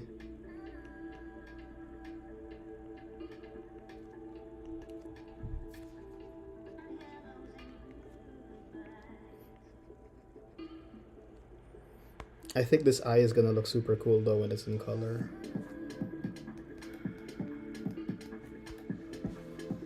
Woo, okay. Looking good, looking good. A bit more form lines up here.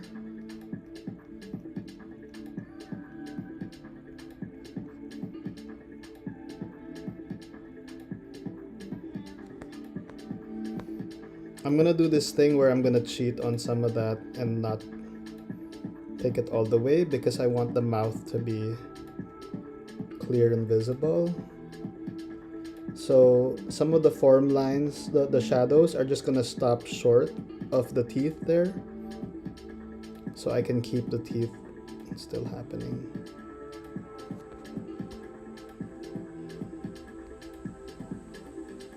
There we go.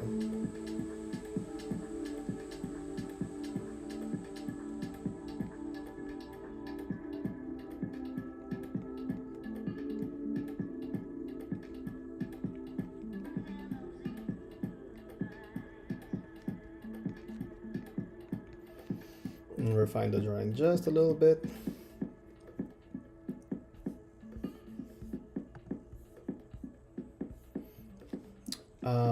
Philip says, great detailing. Thank you, Philip. I appreciate that.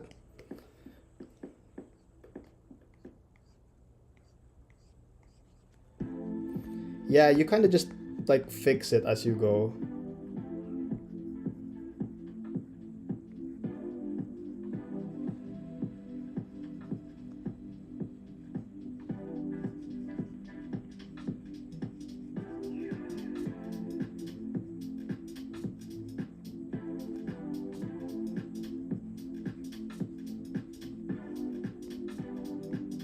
At least I just sort of try to rescue it when I see something a little off.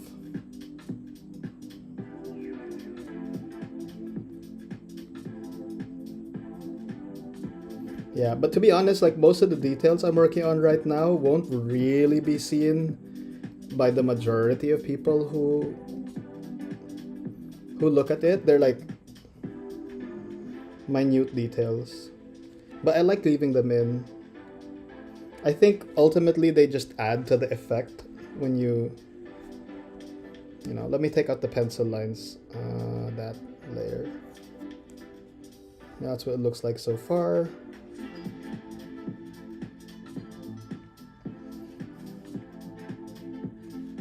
Okay, I feel good about this again. I was hating on it for a second.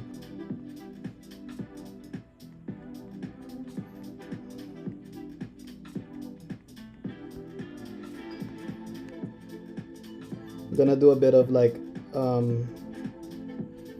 Barry Windsor Smith style hatching here around the arm.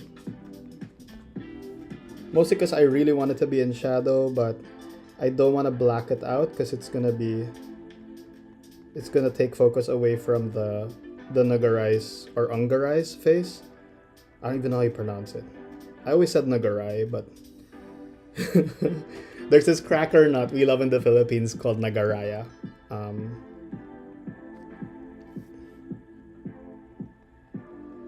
And I always yeah, whenever I saw the nagarai's name, it always made me think of that cracker nut.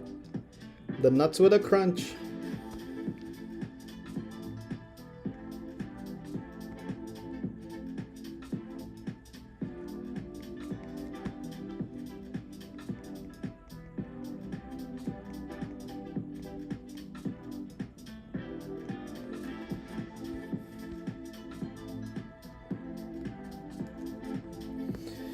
Whew.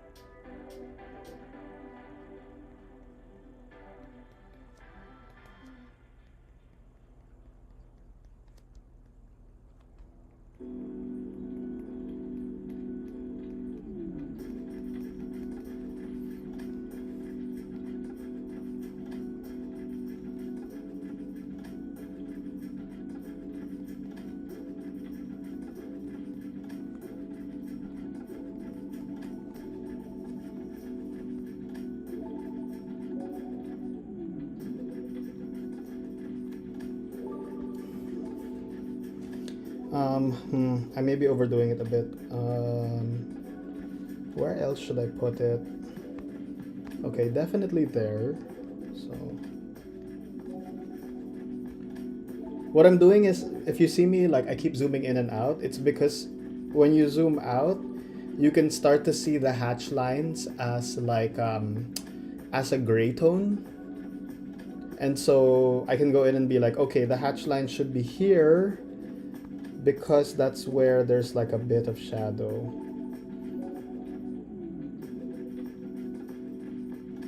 Yeah, you want to treat the hatches as value, you know, and the value can get really, you know, light if you keep the lines further apart, and they can get really dark if you keep the lines closer to each other. Like the eye will just optically summarize it as a shade. I hope that made sense.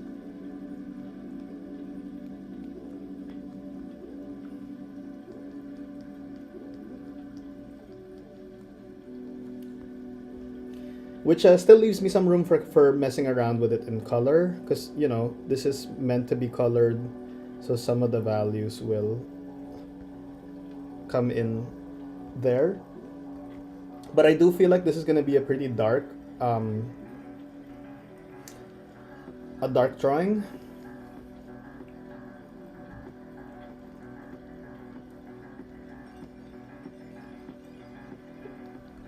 So most of the work will be done. A lot of the work will be done by the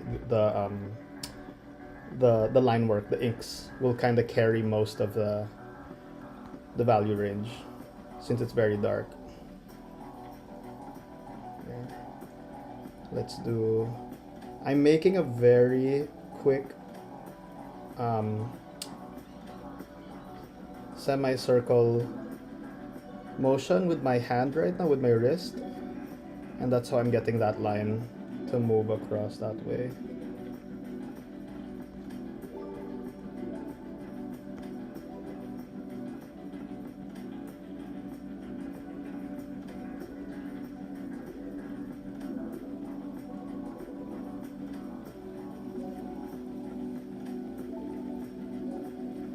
Ooh, okay. And now that I zoom out, I realize the value is a little bit too dark on that arm. So I'm gonna erase into the hatch lines I made to like bring it back a little bit. There we go. And then now we're back.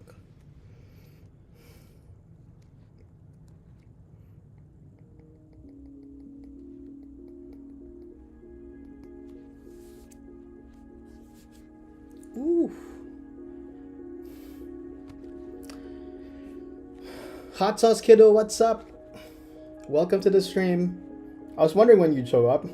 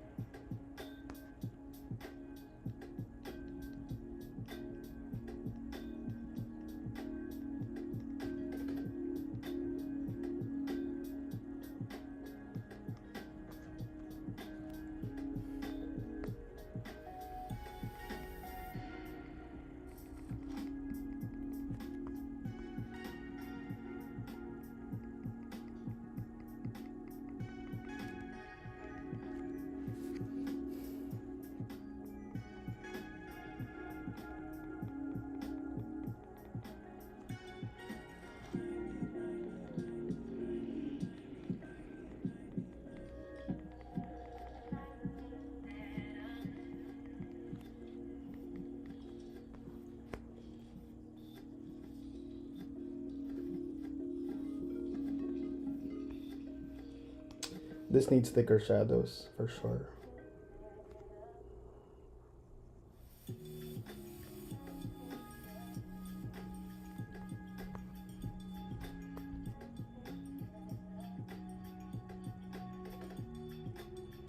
In fact, I don't mind making it almost pure black.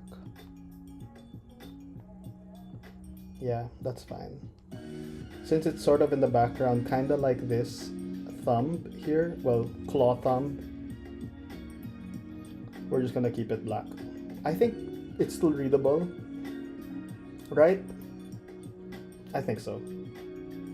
I will make this a bit thicker though.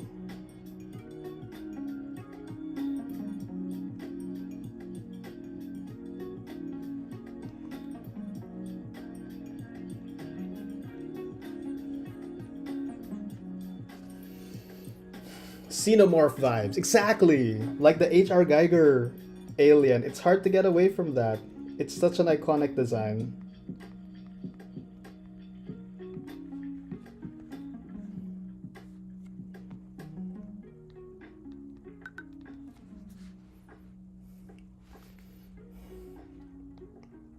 My watch is telling me to stand up. I'm gonna stand up.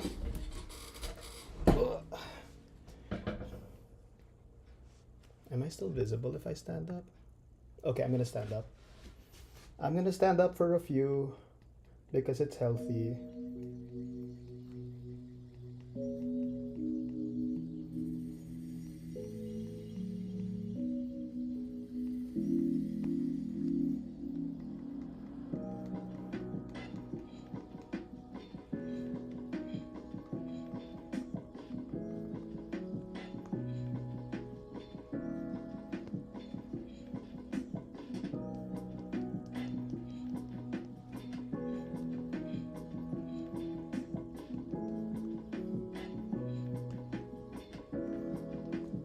This is one of the funniest parts for me. I don't know if you can hear me well, but this is one of the funnest parts for me when I'm drawing. When your line work is already sort of set and it's just like detailing. Putting little bits here and there. It's so good.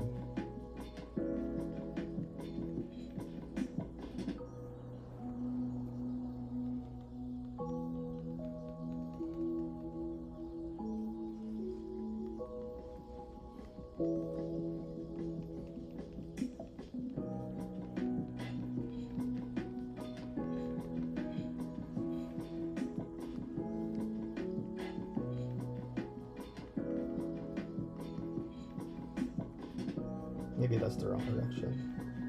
It should be like this. Yeah, it should be like that.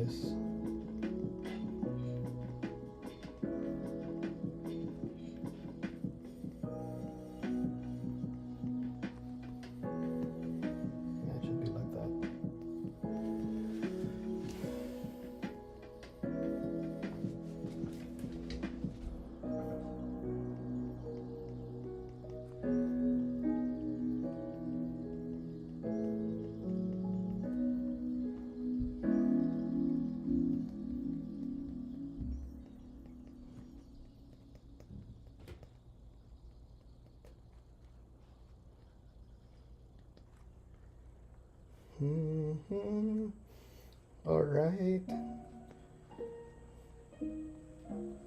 Really starting to come together. I think I'm gonna be able to jump at the colors soon. I just have to get some more of this laid down. I think a little bit of shadow here.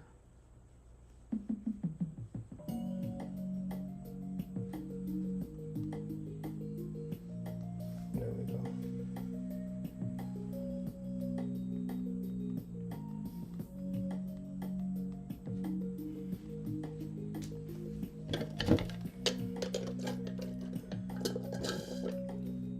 Cold brew from the Hive.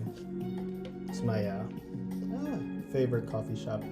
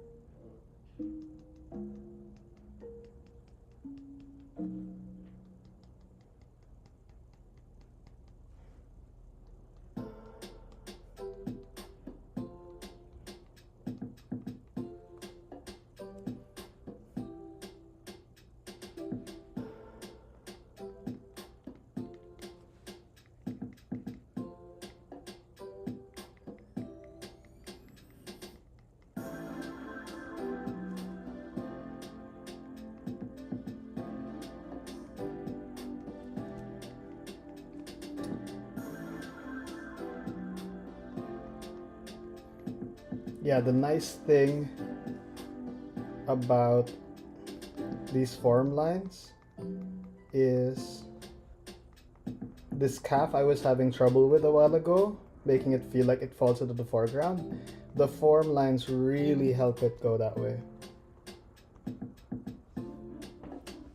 Jen Art says, bro, always rotate. Yeah, I do. You want to make it comfortable for your hand, you know what I mean? To make the right stroke. I can't live without the rotation. It's so good. I do that when I'm working on paper too. Um,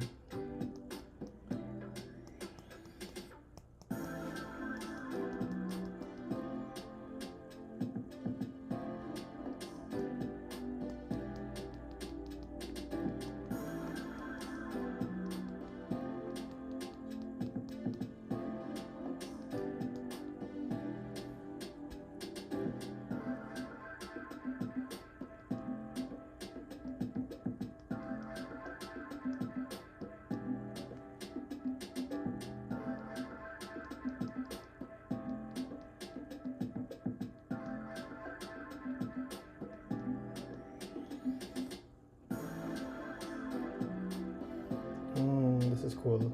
I'm gonna put like a little vein thing here.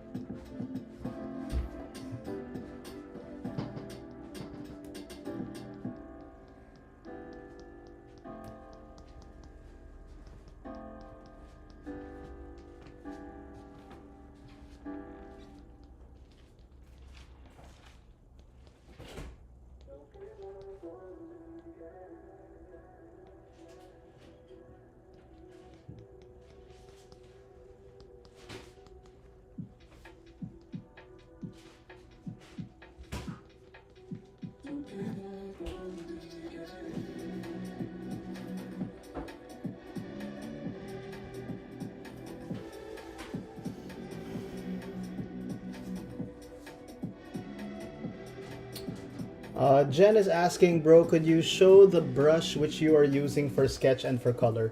Um, it's this brush. This is Kyle's Inkbox, Too Smooth to Be Forgotten. It's an ABR file. You can find it online somewhere. Look for Kyle T. Webster. And it's made for Photoshop, but Procreate can handle ABRs. So this is sort of this has been my go-to brush for the past 2 years, maybe. And there have been other brushes that I like, but right now I'm doing Secret Heart Attack, and I'm working on issue 2. So I just want to keep the brush consistent. I may change it up after that and try something else. Well, try using one of the other ones. There's a bunch of really good ones, honestly. Monero makes some good brushes. There's all of these. I think these are good brushes. Although I don't know what that's doing. That's weird. Oh, the opacity's down. Like, this brush is not bad. It's very thick thin. Yeah, but my go-to is this. Kyle's Inkbox.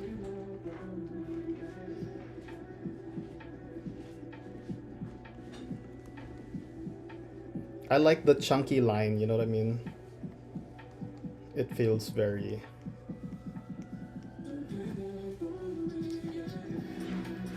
It feels very gritty to me. Gives it a good feeling.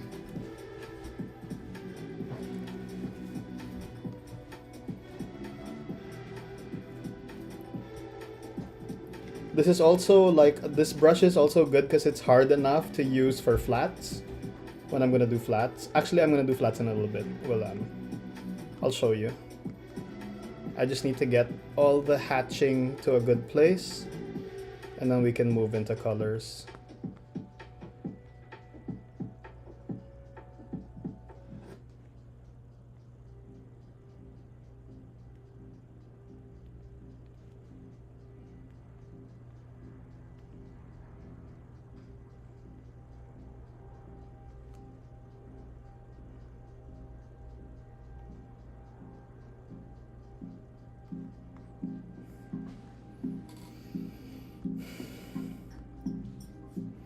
I feel like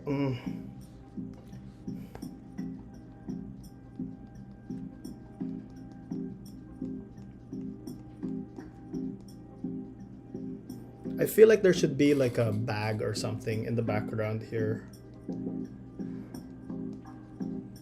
I'm not sure.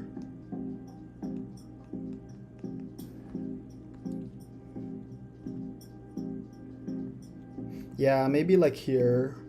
Let's draw like a biker. No, sorry, not biker. Hiker. Like a hiker bag. Like they dropped it when they got attacked.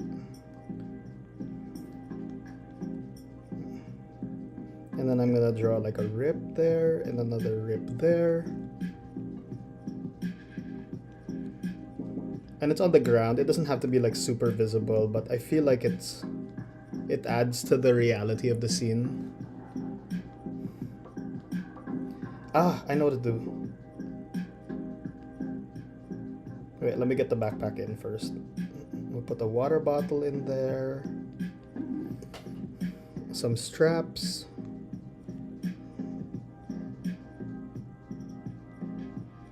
Dot, dot, dot. Another strap here.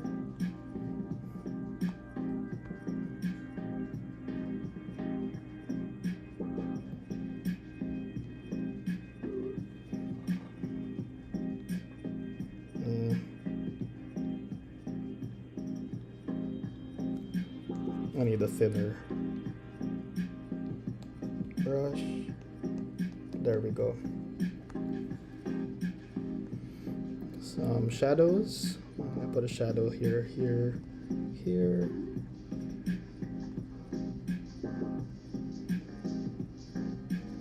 And I want to put a flashlight up front, so we're gonna put one here.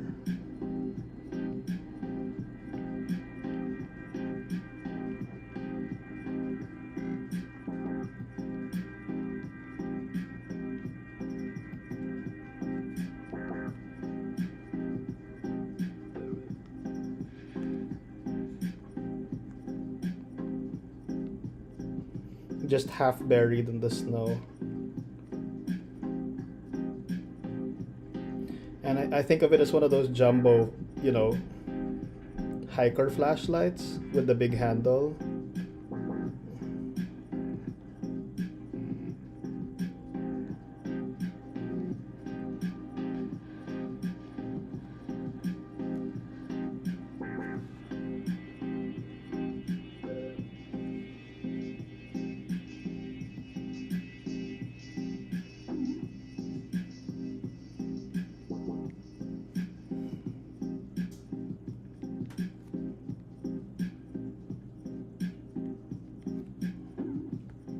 There we go.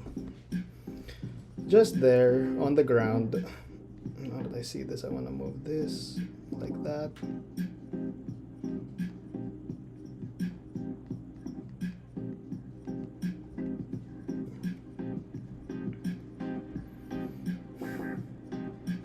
All right, I think more or less that's it for inks. There's one more thing which I want to do, which is in the original drawing. It's here, this one. There's gonna be some trees in the background, but I'm gonna do that after I do a bit of flatting. So let's do that now.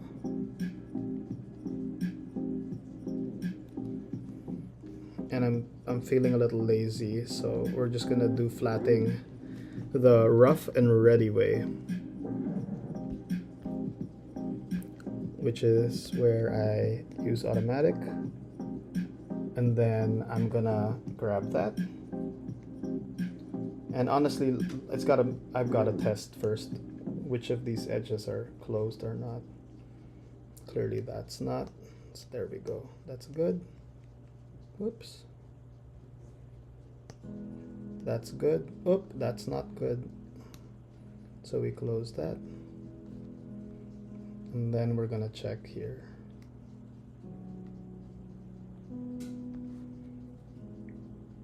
All right, we've got a few holes. We're gonna plug them in. I'm gonna use the smaller brush to do that so that I don't mess with the line weight thing I was doing.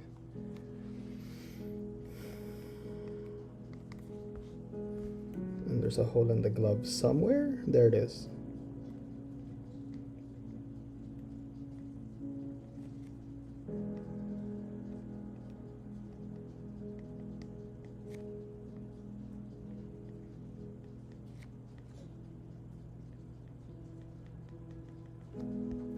And then there's a hole here. I see it.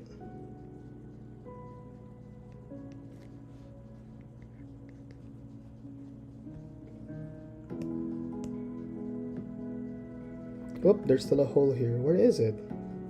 Ah, there it is.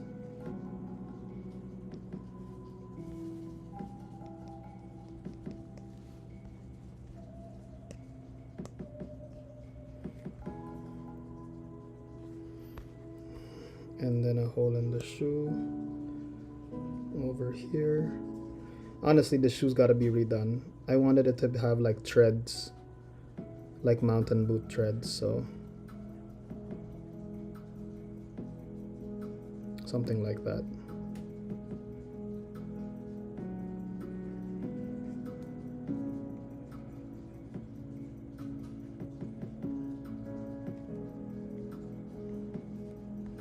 There we go.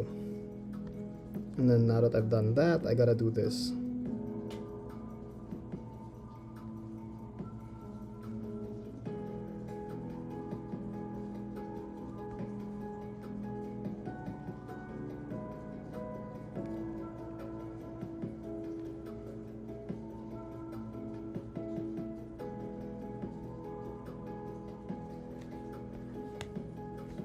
Good enough. Let's put that a little here.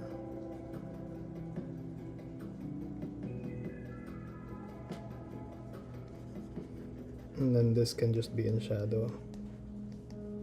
It doesn't need too much. Okay, let's see how that hashes out. Whoops. And there's a hole somewhere here. Oh, there, I see a bunch. There.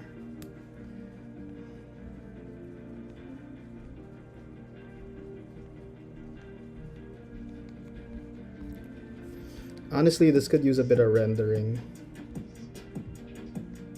Like that.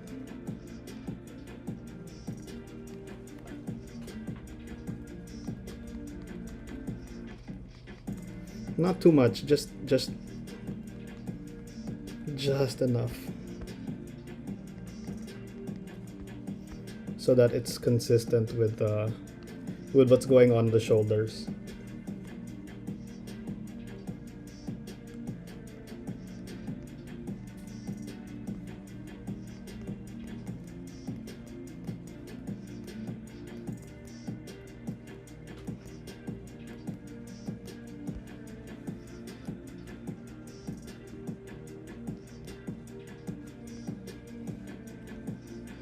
All right.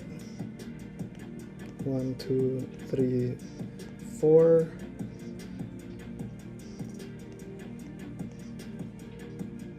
Boom. All right. So now that I have that, I'm gonna invert,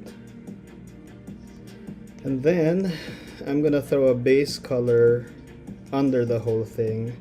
Let's use my Gigi Cabanago color palette here. Boom. And there. And there. Just make sure I get all the small bits. Whew, okay. And I'm gonna flip it like this, just to look at it, to see if it tracks. And I see something I don't like. This thing. I don't like how that finger looks, so we're gonna go back over it and do a little bit of correction. Whoops.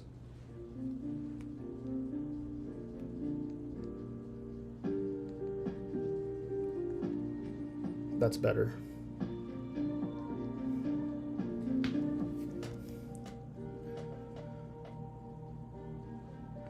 Juan Jose is asking, what is your canvas resolution? This is 600 dpi 8x10. So if I show you my canvas info, 4800 by 6000 pixels. And I can have up to 61 layers here. Good afternoon, Actual Dracula. Welcome to the stream. Feel free to pull up a chair and grab your art tools and draw along.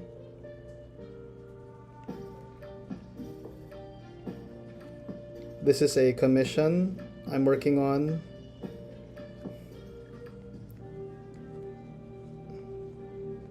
Which is coming along.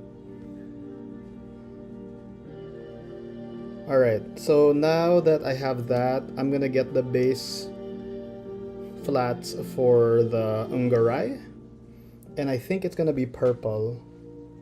Right? If I remember, yeah, this is the creature I'm drawing. And it is a very purple. So we're gonna go back and do that. Something like this, but I'm gonna go darker first. Just so I can see what I'm doing.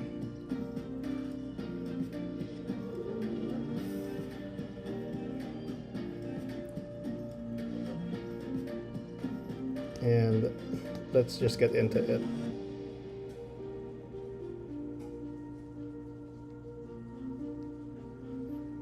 So where I'm at right now, this is the flatting phase.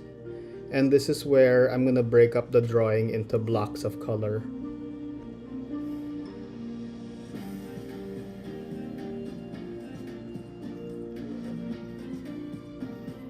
My main goal at the start is to, oops, something's done. My main goal at the start is to separate the figures from each other. So we have three major figures here, the nagarai and the poor people that it's mauling.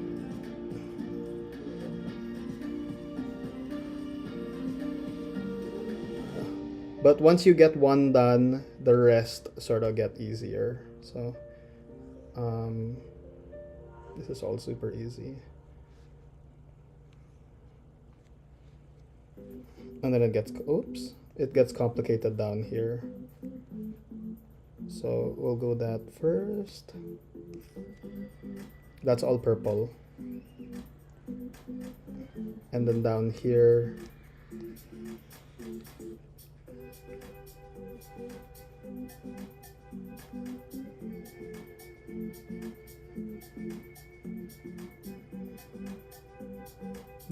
we have to be a bit more careful with the lines just to get it looking good.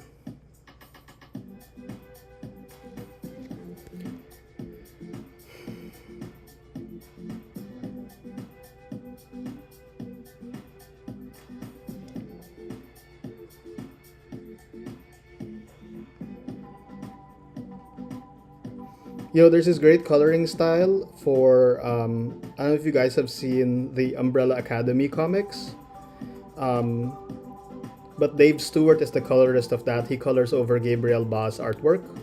And what he does is he offsets the flats a little bit. So, they're not perfect. And it's a really interesting effect. But I'm not going to do that for this drawing. That's not what I want this to look like.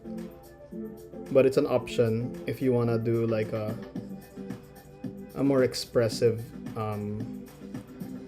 type of coloring. Because it doesn't have to be perfect. The flats don't have to be perfect for everything. People can... If your line work's strong enough, people can get it, even if the flats are a little offset. And it adds a lot of personality too.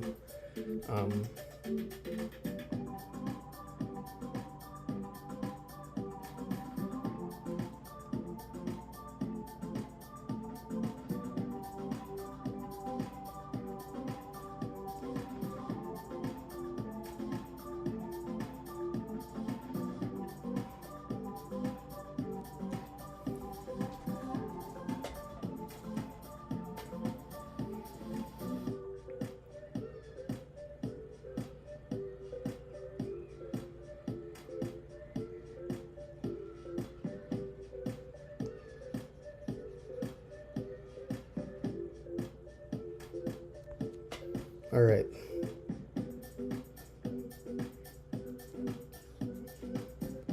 There, that's a little more separated. And let's separate this stuff out. Philip is asking, I'm curious as to how you colored the whole thing in one drop. What I did was I made sure my line work was closed, and then I selected around the line work, like that. Right? And then I inverted it. If you look down here, automatic, you can invert it, and then you can select what's inside the line work. And that's sort of my base for the start. If you do really clean line work, that's a good way to expedite the process. Otherwise, you just have to kind of manually go in if there are holes in your drawing. I do think, though, it affects the way you draw. This is just the way I've done it because I color my own stuff a lot. Actually, I always color my own stuff. I don't think I've worked with a colorist ever in my life, like a separate colorist. That'll be a fun experience. But because I use the line work as a springboard for flats, I tend to like make very closed shapes in my drawings. Whereas some artists, you know, and actually when I draw traditionally, you can leave contours open, kind of like this. You just kind of leave it open like that, and then just leave that to implication, right?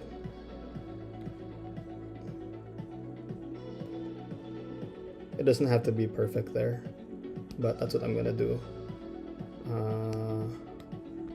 And then the colors can come in and fill in that information. So here I am with the colors, completing that claw.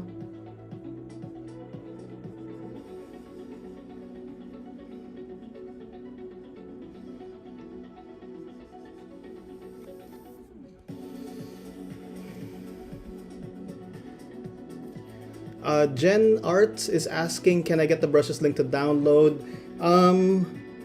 I don't have a link. I got this years ago. I would say Google Kyle T. Webster and just look for his website. Look for his free brushes.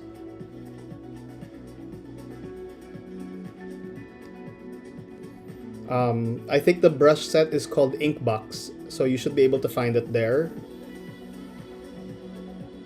And it's his 2B inking brush. Well, it's technically a pencil brush, a 2B pencil. Too smooth to be forgotten.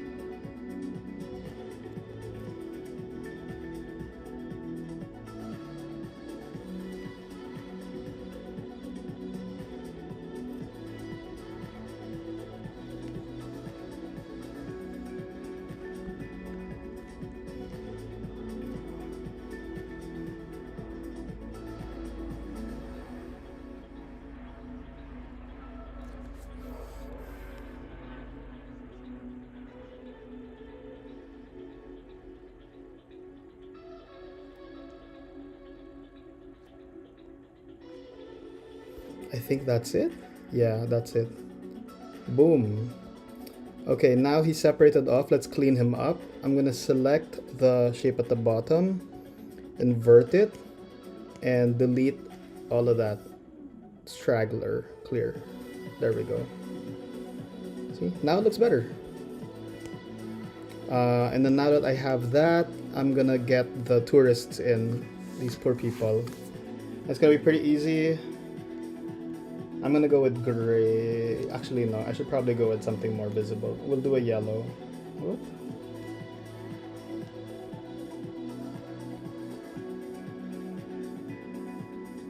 There we go. And this. I'm on the right layer? Good, okay. Sometimes I forget to make a new layer and I screw up the layer I'm flatting on. And it's a whole issue, but thank God I didn't forget it right now. Let's get this flashlight in.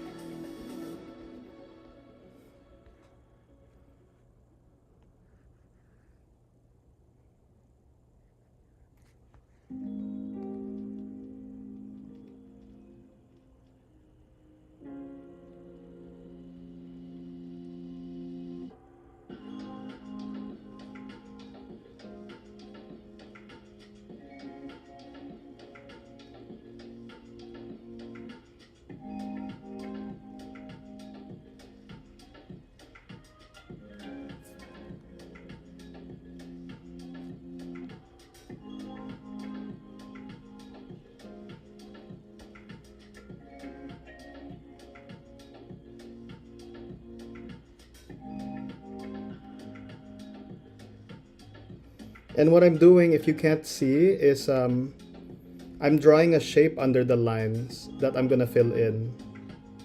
So that's what it looks like underneath.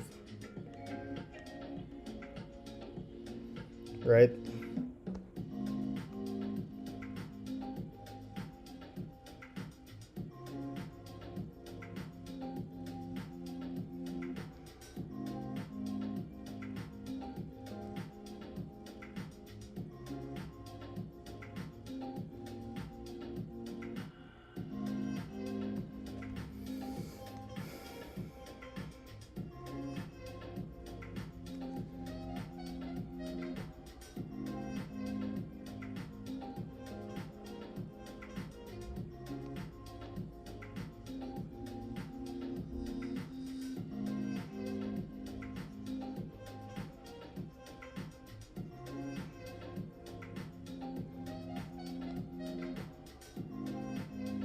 All right, we're getting there.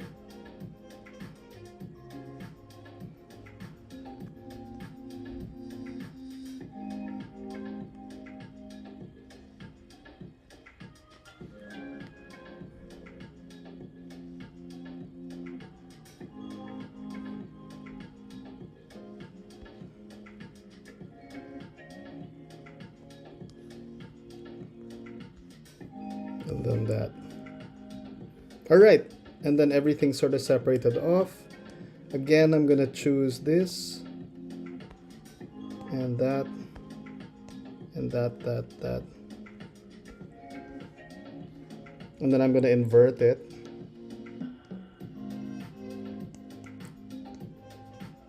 And it's all cleaned up. Boom, there we go. And then now I can start going in and doing clearer flats. So first off, I want this nagarai to be a little bit lighter so I can do some shadow effects. So it's gonna be something like that. And then let's put in that wicked eye here.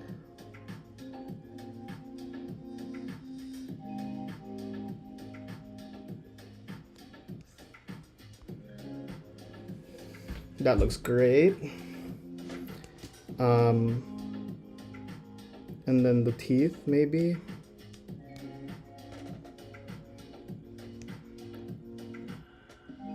I don't know what color I want the teeth to be. Something like that.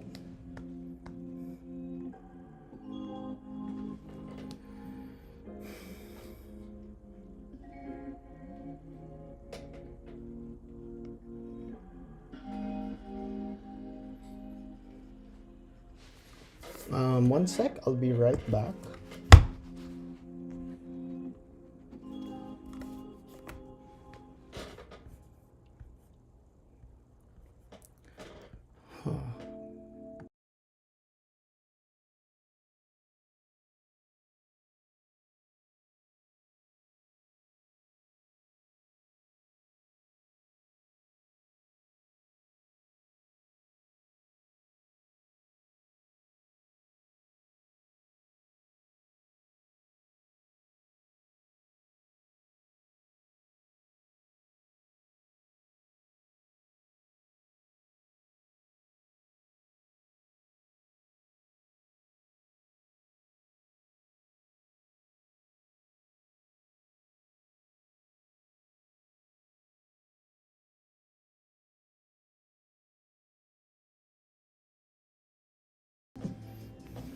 There we go. Okay, we're back. Sorry about that.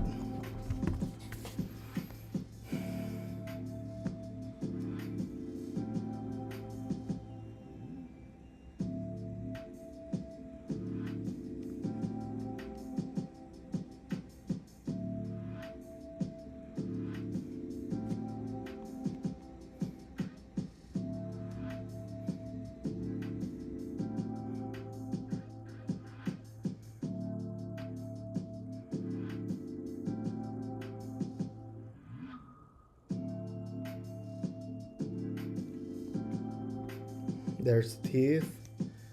And I need something for the tongue. Maybe something like that. Just a basic color for now. Cool, cool. That's more or less the overall color of the thing. And then I'm gonna throw I should probably throw the sun in. I made a circle a while ago, and I'm gonna invert and throw it into the background. And I want it to be a red moon, like that. And then I want the background to be like a deep night, something like that. Something like that.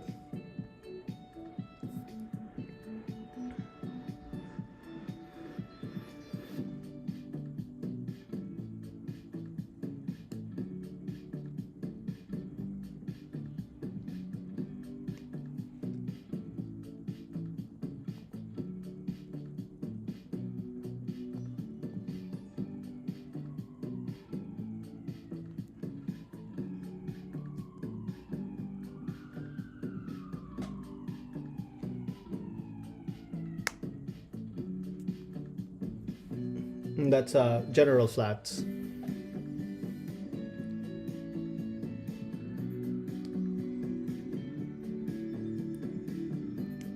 then now we color up the people.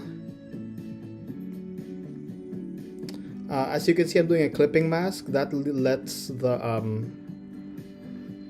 layer sort of be it lets it clip down into the major shape that I blocked out. So as usual, I'm using the Del Mundo palette. Let's use this gray here.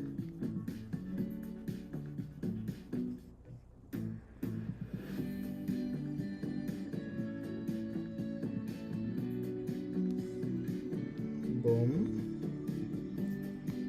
We'll use the same gray for his hands, for his gloves.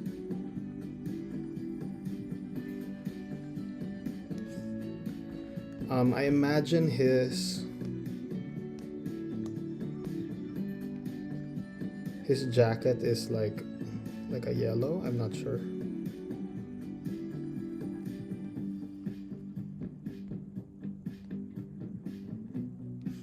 So that looks good. The down would be a weird off-white like that.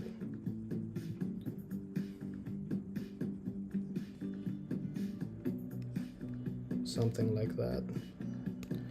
And then I want I definitely want the hat to be yellow, so maybe the jacket won't be yellow. I don't want to overkill it, you know.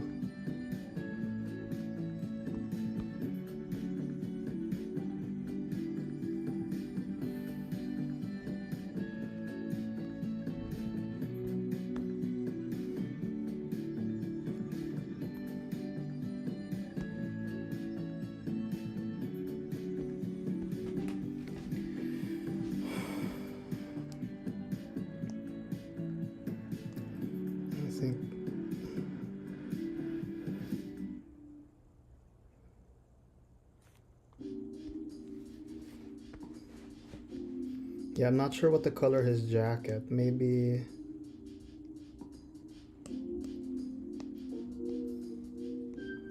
I think yellow's a bit distracting for a shape that big, so I'm gonna go with something else.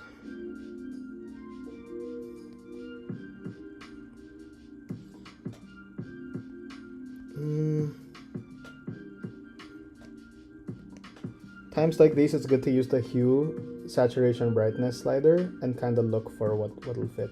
Yeah, I think something brown like that works. And to be honest, a brown would also be good for the shoes, so we'll do that. We'll use this as the base. Oop. And then I'm gonna throw that brown in and then darken it up.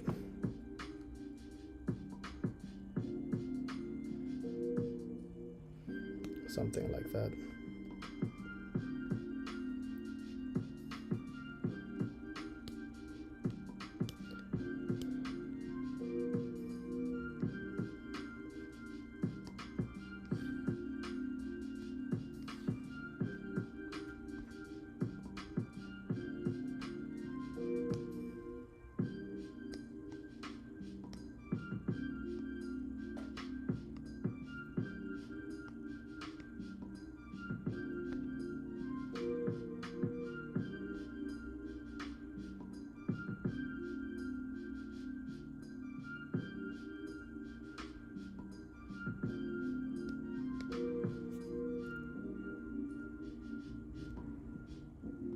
There we go.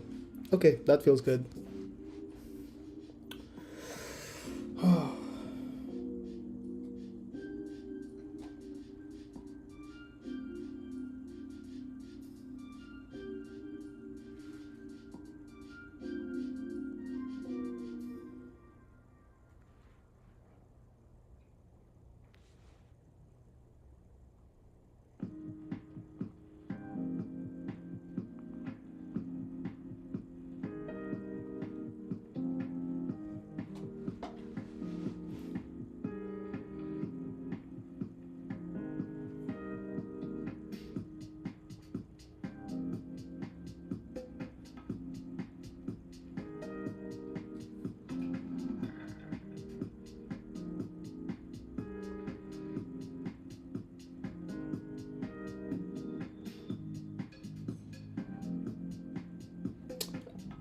I have to decide on things right now. Well, it doesn't have to be like a super clear decision, but I think some of the values are competing with each other. And the problem with red is it's one of those weird colors that it has to be an R5. It has to be like in the middle of the value spectrum. The minute you go over, it starts turning into a pink. Like that. So you can't make it too light or else it'll stop. But because it's so dark, it's competing with the silhouette of the nagarai. So I need to make this darker so that it really pops off, right? The design. And I'm thinking of there's a panel in the original X-Men issue. I don't know if I can find it here.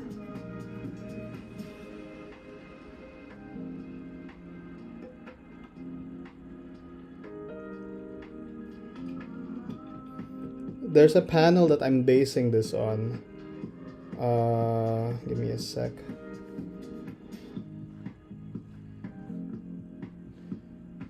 Let's go to Marvel Unlimited and see if I can log in. Ooh, my battery's getting low. Alright, X-Men 148, is that correct?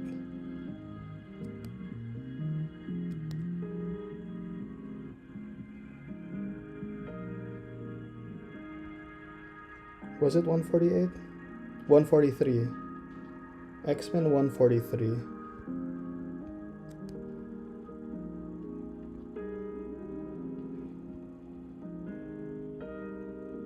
This is it. So in this issue, this is Marvel Unlimited. There's a shot here. This is it. This is the shot I'm sort of like basing it on. So we've got the red, and it's ridiculously red, and then everything else is in a weird spot. So given that, it's fine that the sky is that light. I can afford to darken the red a bit more, like that. And then this I want to darken also. I can keep it light like that.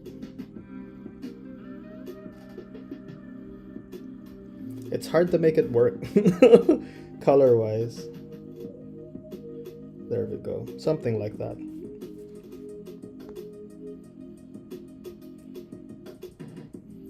And then do brown here.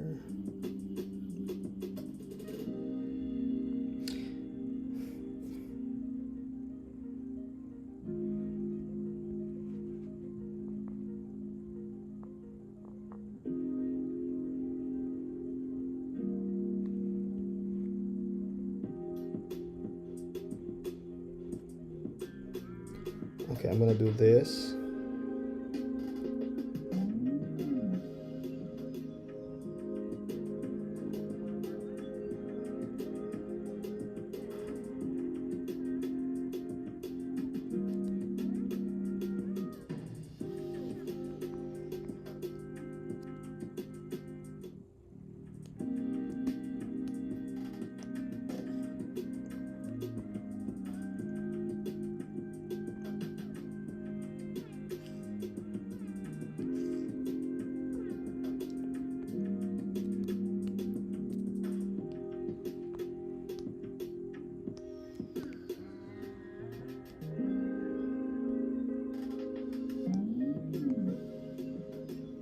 That's too yellow. Something like this.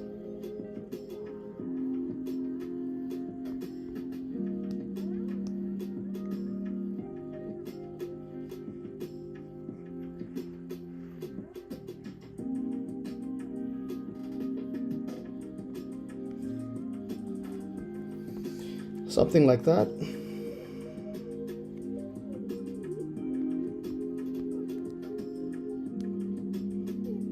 The jeans to be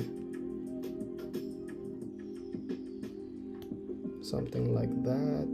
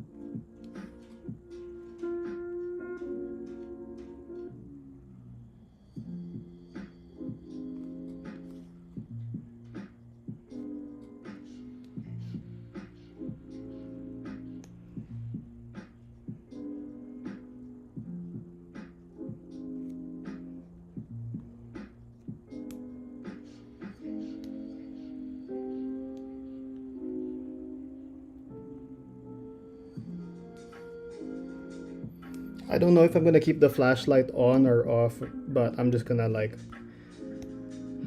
color it in right now. And I think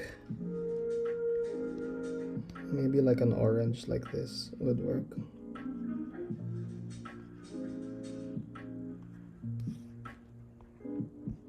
Yeah, that works more or less.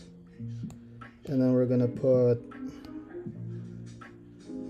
like a deeper brown like that for the pack in the back. All right, and then now I'm gonna do a thing where I put this color layer over to summarize it. We'll put it at 15%. It's gonna harmonize all the weird colors I've thrown down like that, more or less.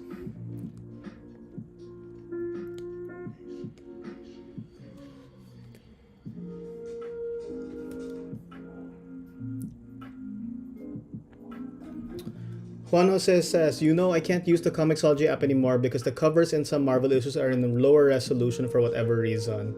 And I tried support, but I don't think they've fixed it yet. Oh my god.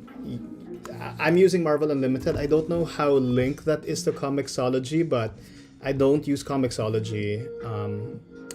I've heard a lot of drama happened because Comixology used to be an independent company, and then it got bought by Amazon. And Amazon said we won't mess with it, and I think they didn't mess with it for like 5 years or something.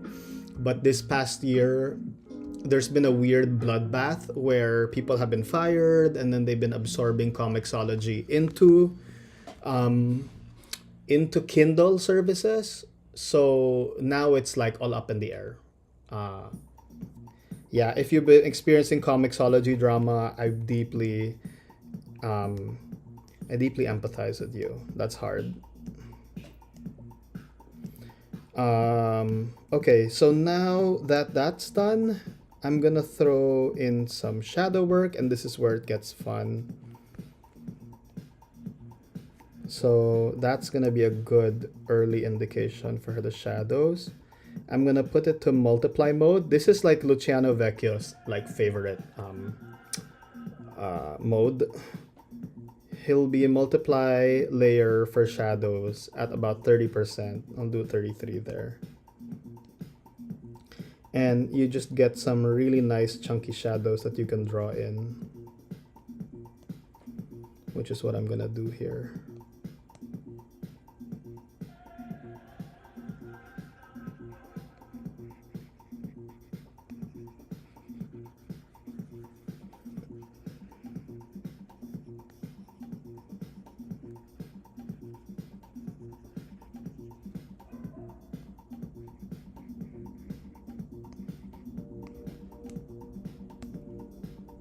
And I'm gonna put the eye under so that it gets affected by the shadows. So we're gonna put that there, here.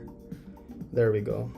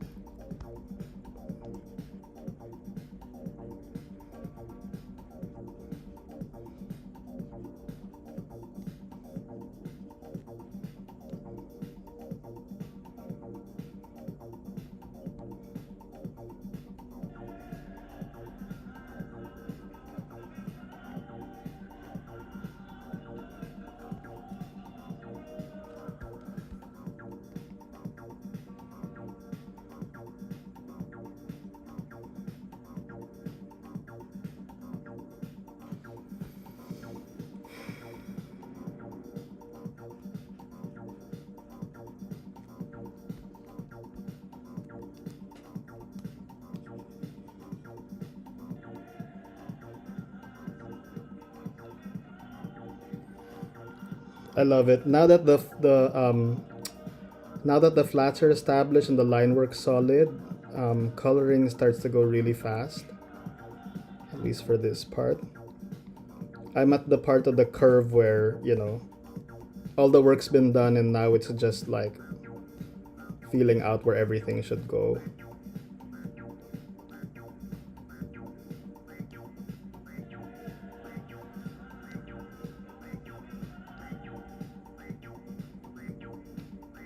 And I'm doing some work with the shadows, but I'm also mindful that there's a lot of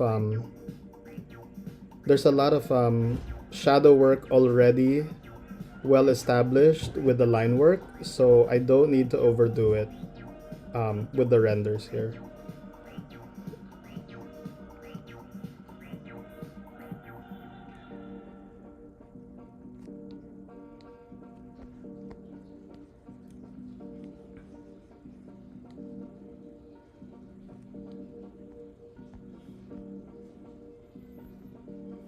That's looking good, right? I think that's looking good.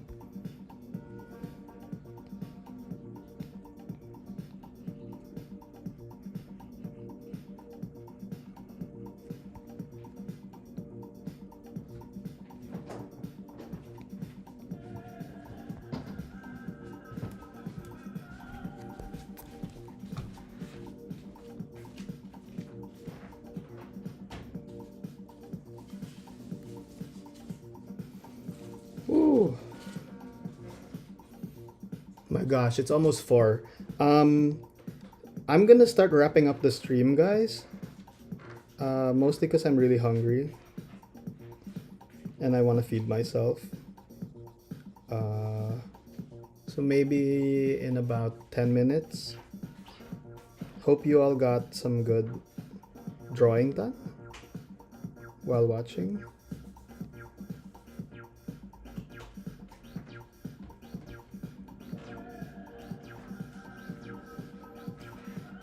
I'm just gonna finish the shadow work here and then start planning to close out the stream.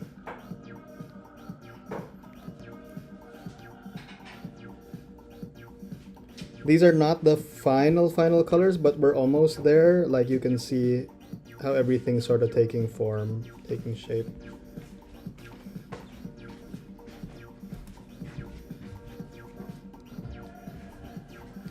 I'm also gonna do a light pass. I don't know, maybe I'll do this in the stream, maybe I'll do it on Instagram.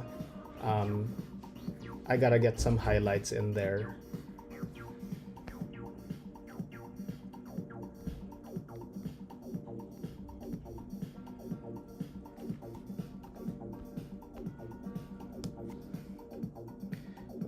And then here we'll do a clipping mask, good. We'll do some shadow layer, again at 30-ish%. And multiply.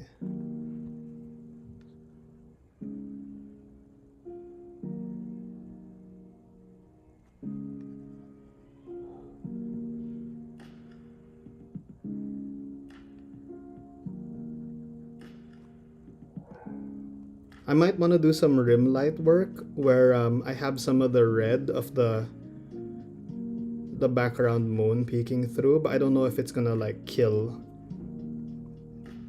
the depth in the drawing. It would be super cool though. I'll think about that after I do highlights.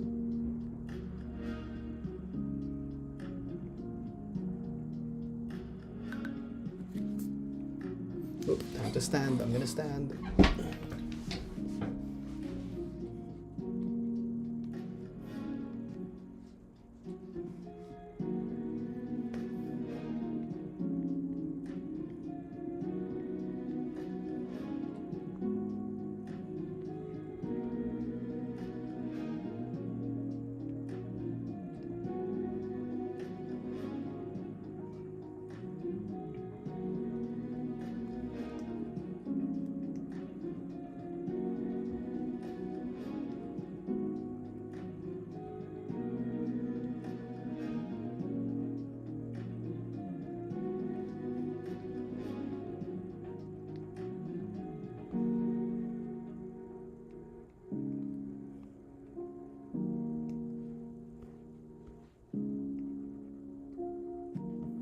The other thing that's gonna make this look really good or feel really good is the shadows on the ground.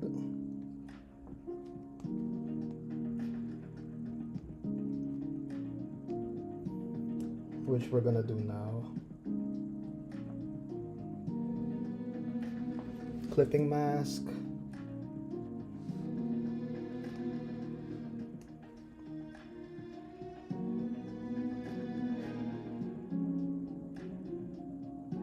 And honestly, this can be a darker color.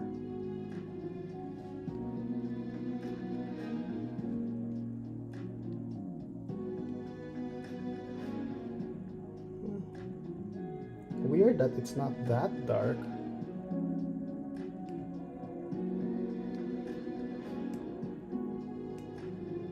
Well, we'll go with that.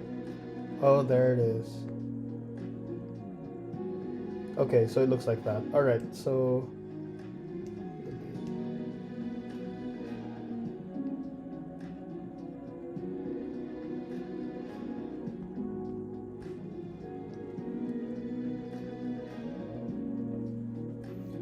But this, I think... I'm not sure if it should be a soft brush. Because it's diffuse, you know.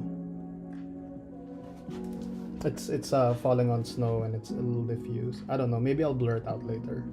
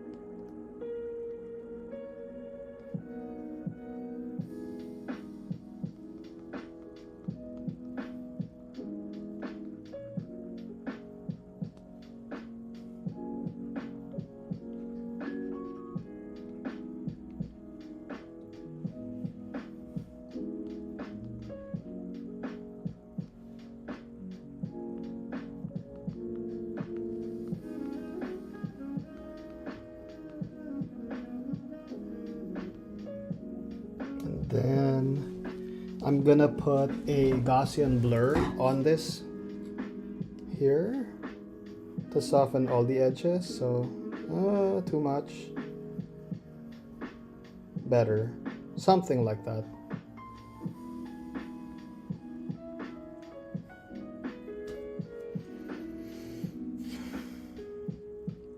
And then here I would like to throw a very soft,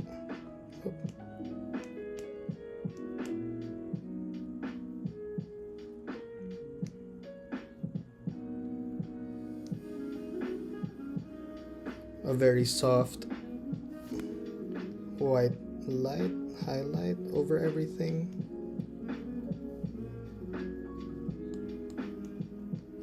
To kind of break it off from the background.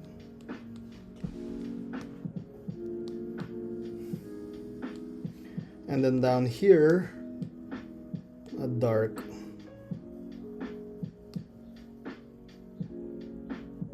Am I doing that right? Ooh, weird, it's transparent. Let's there we go. Much better.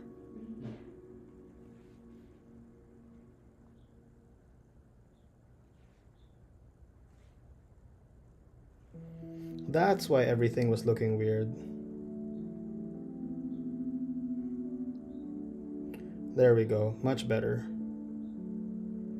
Something like that.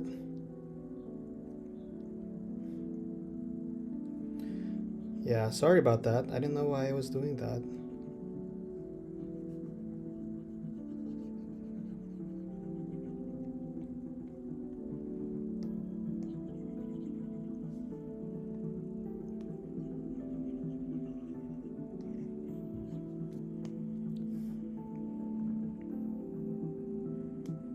That might be too dark.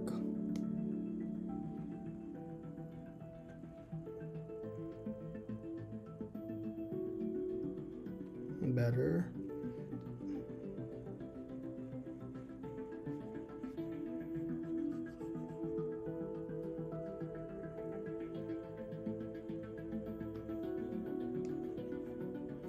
A little better. All right, it's almost 5. I hope you enjoyed this stream. Thank you so much for everyone who joined today. I probably won't do a second stream for this. I'll probably just finish it off outside of YouTube. But if you want to see the final drawing, follow me on Instagram. I'll probably post it there at some point soon. And also check out my stories, because I always post stories of me drawing, and I will probably post as I do the highlights and stuff for this later on. Anyway, hope you're all having a good day. Happy President's Day. Thank you so much for being here, and I'll see you in the next video. Peace.